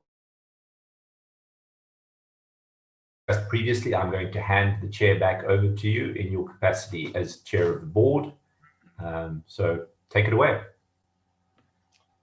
Okay, thank you. Just what do you think, Adrian? Should we take a number of questions at the beginning and then get a sense of what there is to discuss, and then set that into an agenda with a time frame? Would that be a sensible way to do it, do you think? I see that we have a hand from Tristan. I just want to check if that has to do with postponing the vote until later today. There are two raised hands. If we can just check in with them and just see if they're relating to the vote. Mine doesn't relate to the vote. I just want to ask Subhash to please put me back in the panelists group if you can do that. Thank you. And Liz, is yours a question relating to the vote?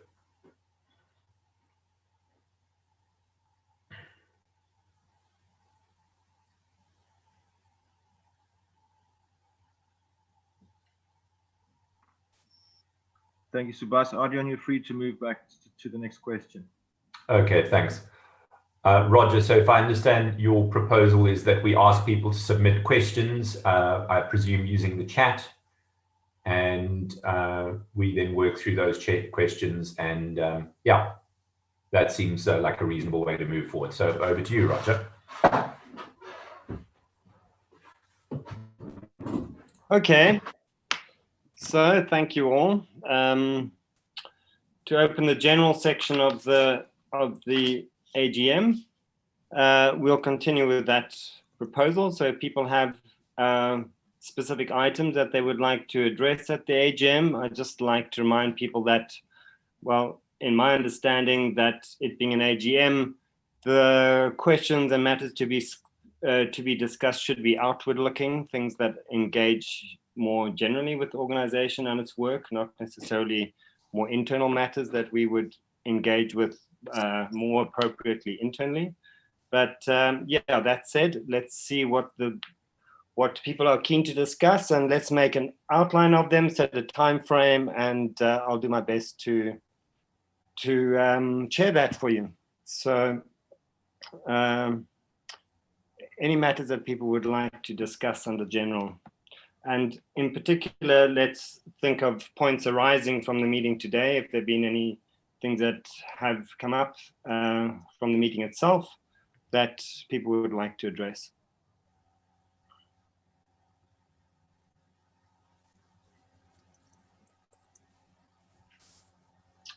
This might be a very short AGM. I would not object.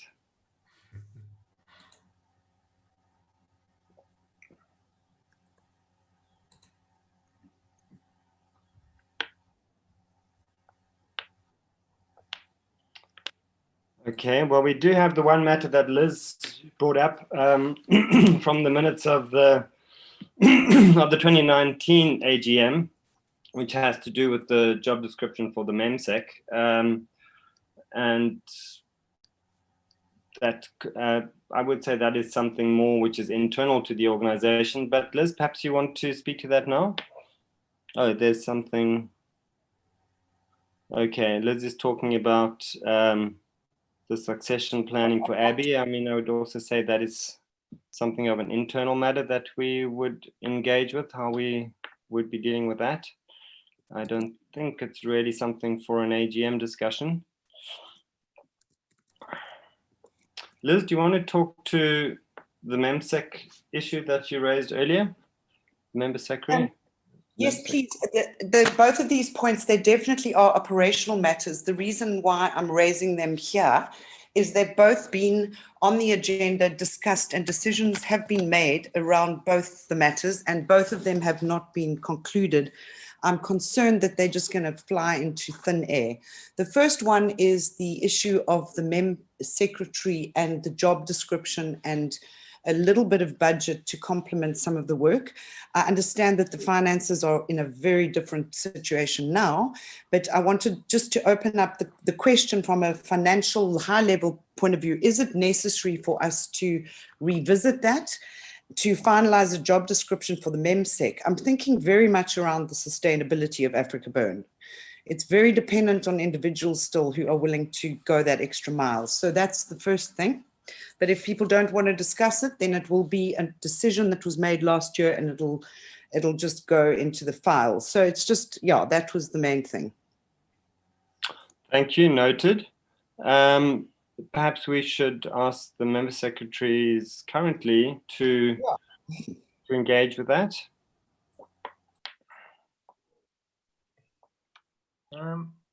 If I may. Yes. Liz, I think, like, yes, there was in the past a budget requirement. I think at the present moment, the 5 active volunteers at MEMSEC are kind of raising an eyebrow and said that wasn't really on our horizon. And I think in our present work gear that the 5 of us are in, the budget is kind of not something really, at least in my personal opinion, not something we'd be aspiring to. But so that's fine. I would say that MEMSEC will talk about that in our weekly call that's coming up. And as far as the job description goes, there's 50%, 70% agreement within MEMSEC of what we should cover and what we shouldn't cover.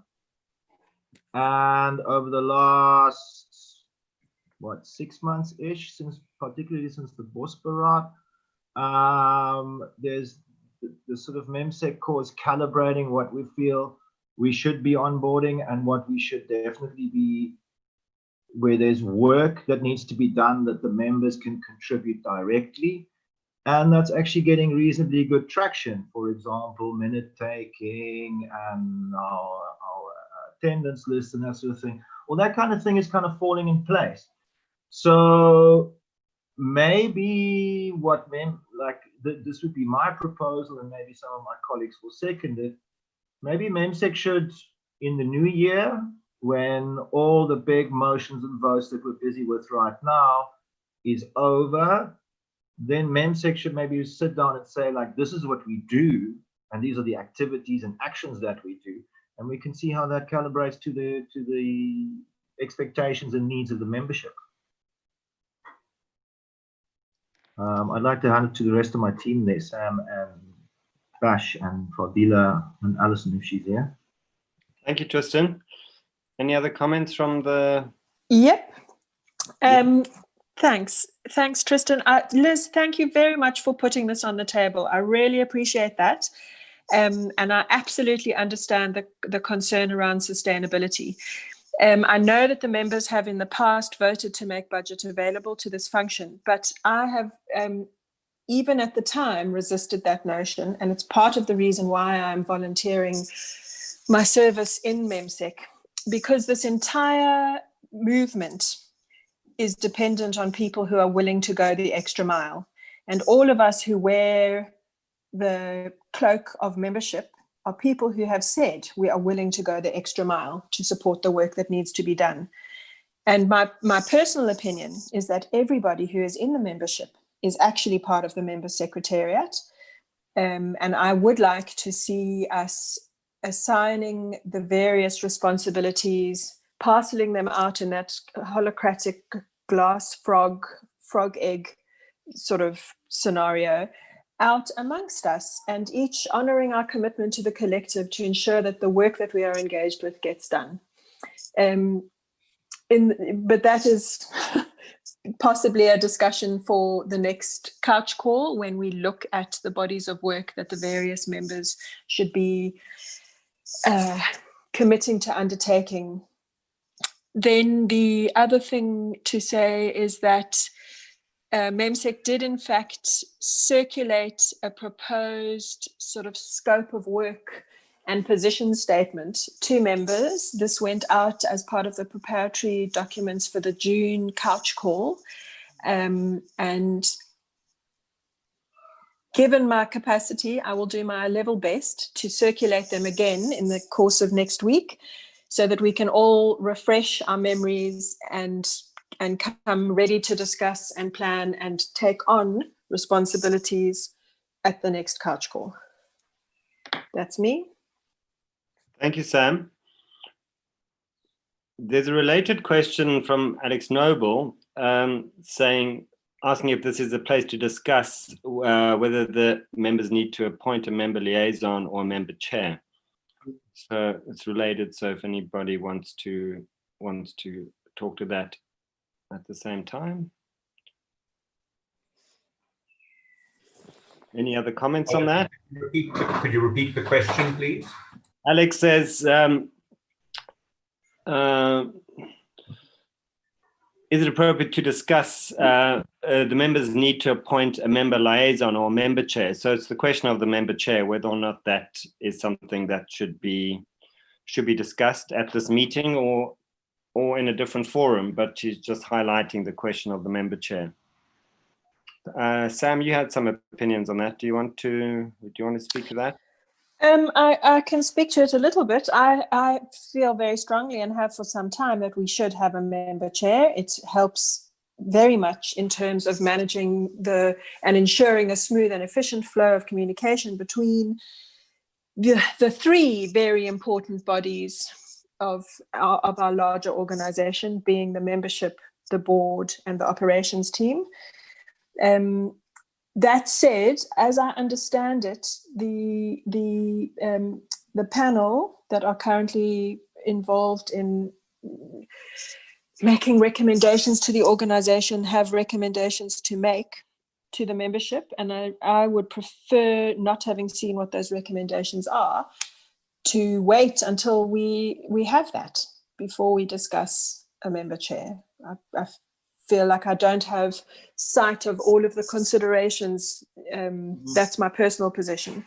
Thank you. Can you explain what the role of a member chair is? If you understand, I mean, what is your understanding of the role of a member chair, just as a matter of clarification? In much the same way that my understanding of the role of the board chair in the AfrikaBurn context is to act as the mouthpiece and point of communication between the formal body and the other formal bodies. So where the executive director would communicate with the operations team, the board chair is communicating with the members. The member chair would be the place where members take their questions, issues, things that they would like to have put on the table for discussion, and those would be brought via the member chair to the relevant bodies of the organization. And I think that the member secretariat would be answerable to the board chair, because at the moment we are only answerable to each other. and that's not ideal. It's good to have someone who you have said, I will be accountable to you for us. Okay, thanks, Sam. Okay, good. I see Miss Nesbitt asked what's for lunch. Alex said sounds good. Do we have any other general points that people would like to discuss right here?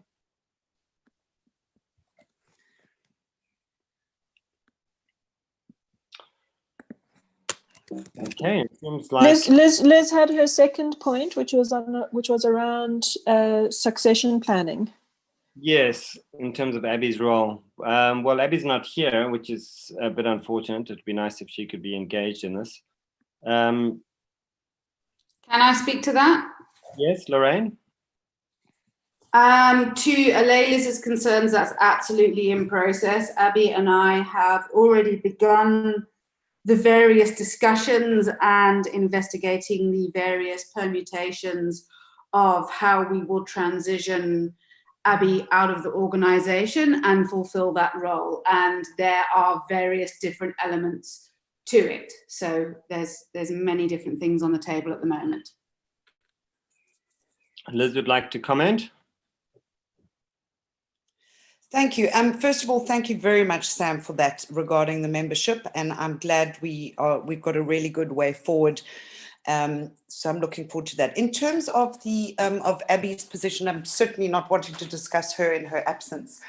It was an agenda item and a decision made by the AGM probably 3 years ago or 2 years ago or 4 years ago. And I'm going to bang on about it every year.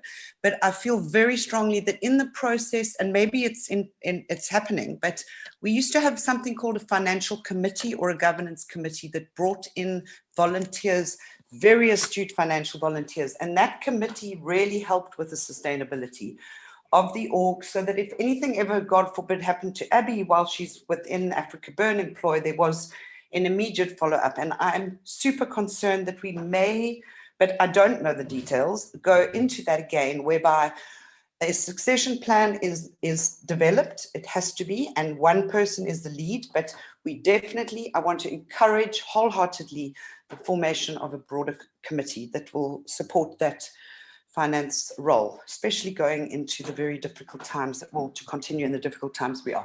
Everyone has agreed to this in previous AGMs. It has not been realized for whatever reason. And I'm going to just raise it again as the sort of highest decision-making meeting of the year, that gets considered, because we really, I can't see any other way forward in regards to that. That's all. Thank you, Liz. Yes, very important issue. And yeah, I think that, I don't know if Lorraine, do you want to maybe respond? I think it is certainly an ambit of things that have been in discussion since I've been there. Sure, absolutely, Liz. I mean, we are aware it's something that hasn't been realised, and to say that what we're looking at involves like a kind of multifunctional thing. So we imagine that there will be significant involvement at the non-exec level. So we would be looking at what capacity there is in terms of the non-execs to be involved in that role, as well as other role players. So yeah, please be assured that it's not off the table and it will be considered. Thank you. Any other discussion around the finance com? Else?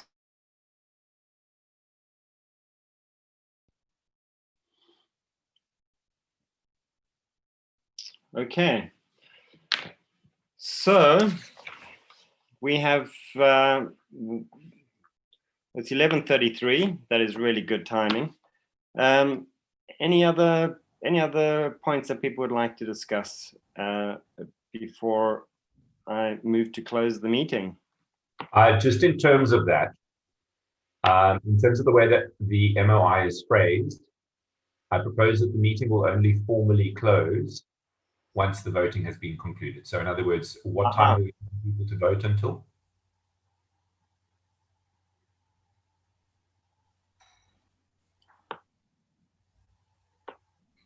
That you mentioned time, yeah? How long do you have to vote? So the new voting forms will be sent out as soon as possible. Say if we have, for those voting forms, we'll close them at midnight tonight. Okay. And by what time will the team of scrutineers be able to scrutinize the vote? We will have the whole day tomorrow to scrutinize the votes that we've received. Because the reason that I'm raising this point is that objections need to be raised within the meeting. If they are not disallowed within the meeting, and I would appreciate comment from people around this, is that we need to keep the meeting open. Formally, the meeting needs to keep open until such point as the votes have been scrutinized and approved. I would welcome comments from the floor on this. Wayne's hand is up. Let me just allow him to talk there. And after that, me. Yeah. Yeah, Adrian, I know the process and what we can discuss, all these processes and stuff, but I personally think these times where we're doing things via these processes and stuff were written for traditional voting. I don't know if we have to, if it makes sense to stick to those same Sorry, processes. Wayne, on a dovetail, there's explicit permission in these processes for having electronic meetings. So we don't have to, I'm not saying that we have to sit here we don't have to keep this portion of the meeting open. The discursive portion of the meeting can adjourn, but for record purposes, the meeting will only close once the votes have been approved by the scrutineers. Okay, that's fine. That's fine. Yeah, I'm not going to demand that we all stay on the Zoom call until sometime tomorrow. That would be torturous. Or even for the day. Yeah, I have things to do and places to be. So, yes. so given that Subhash will need a portion of time, he is estimating an hour and a half to rejig the 3 forms. If we close the meeting on the hour, the votes should then be open by 1:30. We could allow until 4 p.m. for members to cast their votes, and the scrutineers could reconvene at 4 p.m. and scrutinize and be done by 5 p.m. That is also an option. Is that proposal acceptable to the scrutineers? Can you please indicate verbally? Sam, you made that proposal, so I believe it's acceptable to you. Bash, does that work for you? I'm happy with that. Are you okay with that? Okay. Yes, okay. Yes, I also got a raised hand for under general if I'm in the queue. So if I can reiterate Sam's proposal, it is that the meeting adjourns as soon as possible, as soon as we're done, but before midday, that Bash will endeavor to get the vote out within the next, say, 2 hours, that members will then, so that means he will get the new revised voting out by 2 p.m., that members will have until 4 p.m. to vote, and that the scrutineers will have until 5 p.m. to confirm that they are happy with the voting process and the eligibility of the votes cast. Do I have a seconder for that proposal? Someone who's not part of the scrutineers? I'll second that, Vicky. Okay. I see Dion has seconded as well. Some people, I have an objection from Jackie, I believe, saying some people are not available at 4 p.m. The voting slot will be from 2 p.m. until 4 p.m. The meeting is officially it's supposed to run until 5. Sorry. The meeting is officially supposed to run until 4, so people should be available.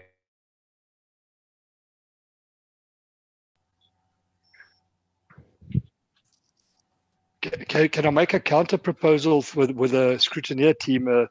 Can we not shift it in from 5 to 4? For me, I can manage. I don't know if the other two can. So I'm hearing a counter proposal from Wayne, which is that we pull it back so that the scrutineers do their work until before 4. That does bring it inside the original proposed meeting period of 9 a.m. until 4 p.m. I'm fine with that too. Okay. So do we have a seconder for that updated proposal? What does this mean for the deadline for members to cast their votes? That, as I understand it, it would push it back by an hour. So members would have 2 p.m.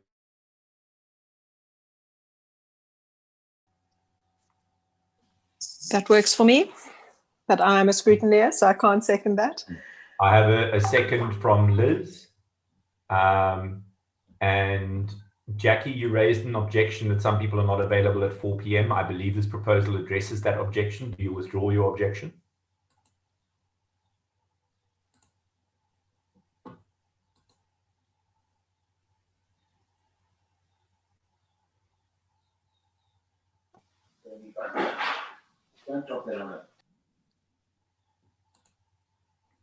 Jackie, if I don't, I'm assuming that you are withdrawing your objection.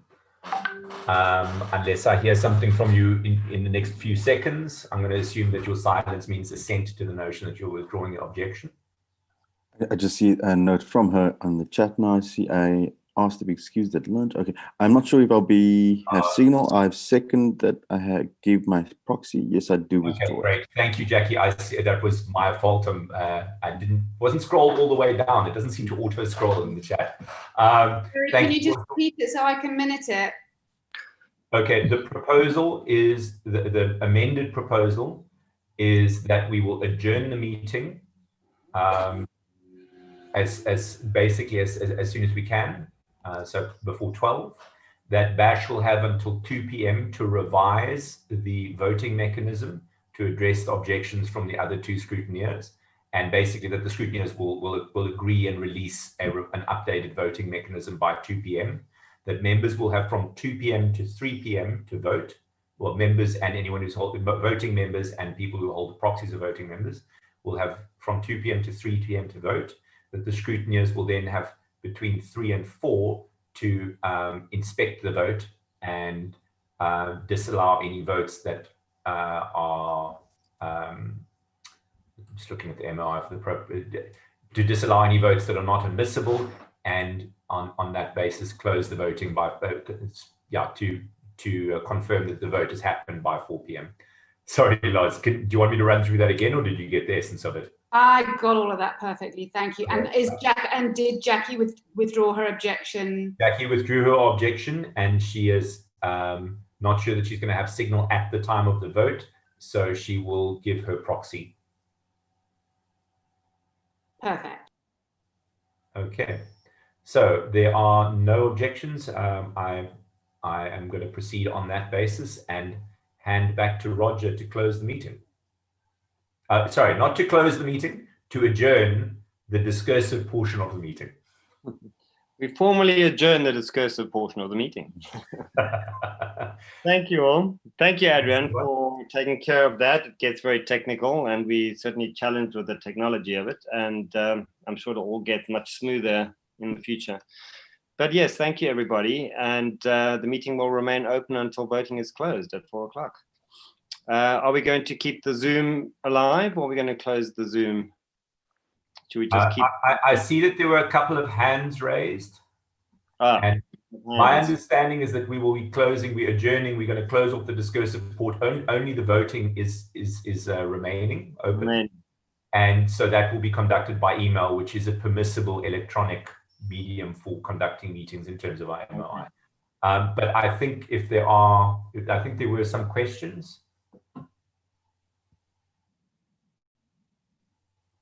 Can you identify yourself, please? Tim, yes, go Tim.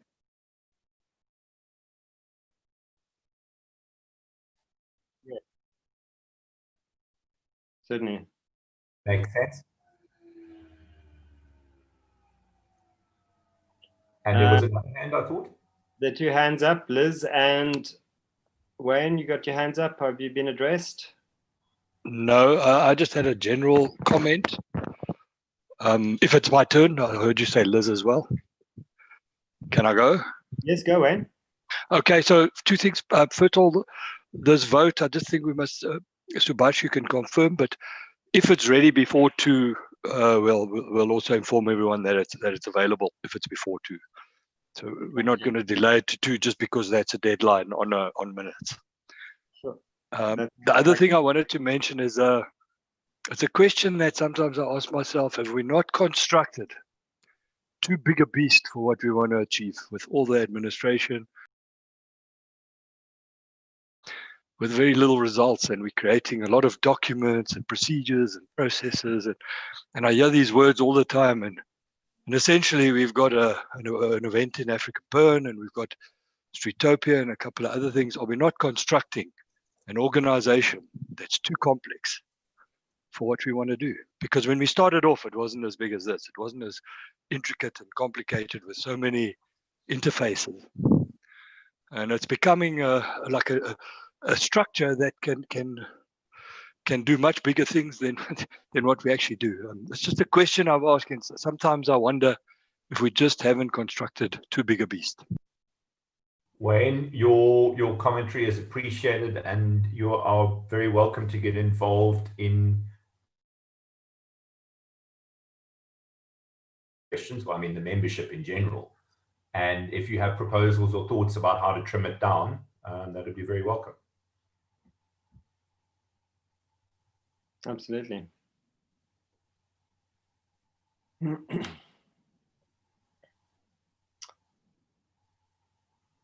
So it was more a philosophical question. I don't want to debate. It's just a thought more than anything else. Thank you very much for listening. Absolutely. We should all move to more simplicity wherever we can. But I must say, from our short perspective on the board, there are a lot of moving parts and a lot of complexity to the things that are the responsibility of the organization. So I would all be for simplifying them as much as possible, but certainly the due diligence is essential in what we're doing, and building our capacity to do things in the world is very important too. So, but yes, keeping the economy of it correct in terms of the work we create unnecessarily. You are heard on that.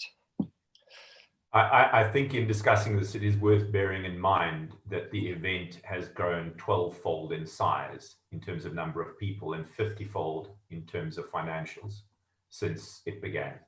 So there is scale. With that growth comes more structure, because you need something to support. It's just like the progression of evolution. As animals and insects grew bigger, so they needed more, external exoskeleton and then an internal skeleton and so on. So the rigidity, unfortunately, is required to support the more flexible parts. Not too much belly fat. Lockdown, my friend. Anyway, was there anyone else on the speakers list? No, I think we are clear. Not Liz. Was Liz not on the speakers list? Clear now. Yeah, we're all good. Okay. So we are going to suspend and thank everybody. Are we going to close the Zoom chat? Yes. Okay, so thank you again to everybody who did the preparation. Loz for the report, Sam for all of the work, and the member secretary, Tristan, and Bash for all of your work holding it together. Really appreciate all your time on that. And to the scrutineers, and Adrian, thank you for holding my hand through this. Thank goodness for all of your technical sassleness. Much appreciated. Thank you, Roger, and thank you for your sharing and your inspirational words at the beginning. And yeah, thanks everyone. I'm just going to quickly throw in thank you to Fadila, who is also in MEMSEC. It's always perilous thanking people because the mental checklist is hard. Thank you, Fadila, very much, and for wrangling those people who are out of earshot. Very necessary. Thanks for all making it. And let us not forget, thank you to all the members who are on their Saturday morning. Indeed. Yeah, we all a collective. Thanks to everyone. Thank you, everyone, for their inputs. Thank you. Okay. And just quickly also thank you, Tim, for handling the YouTube live stream broadcast. Yeah, he's a bot. He's a bot. He's a private bot. You're also. Okay. Thanks, everyone. Happy Saturday. Watch your members' critical WhatsApp group for notifications from MEMSEC. Thank you, Sam. Thank you, Sam. Cheers. Thank you. Bye-bye. Bye-bye. Cheers, everyone.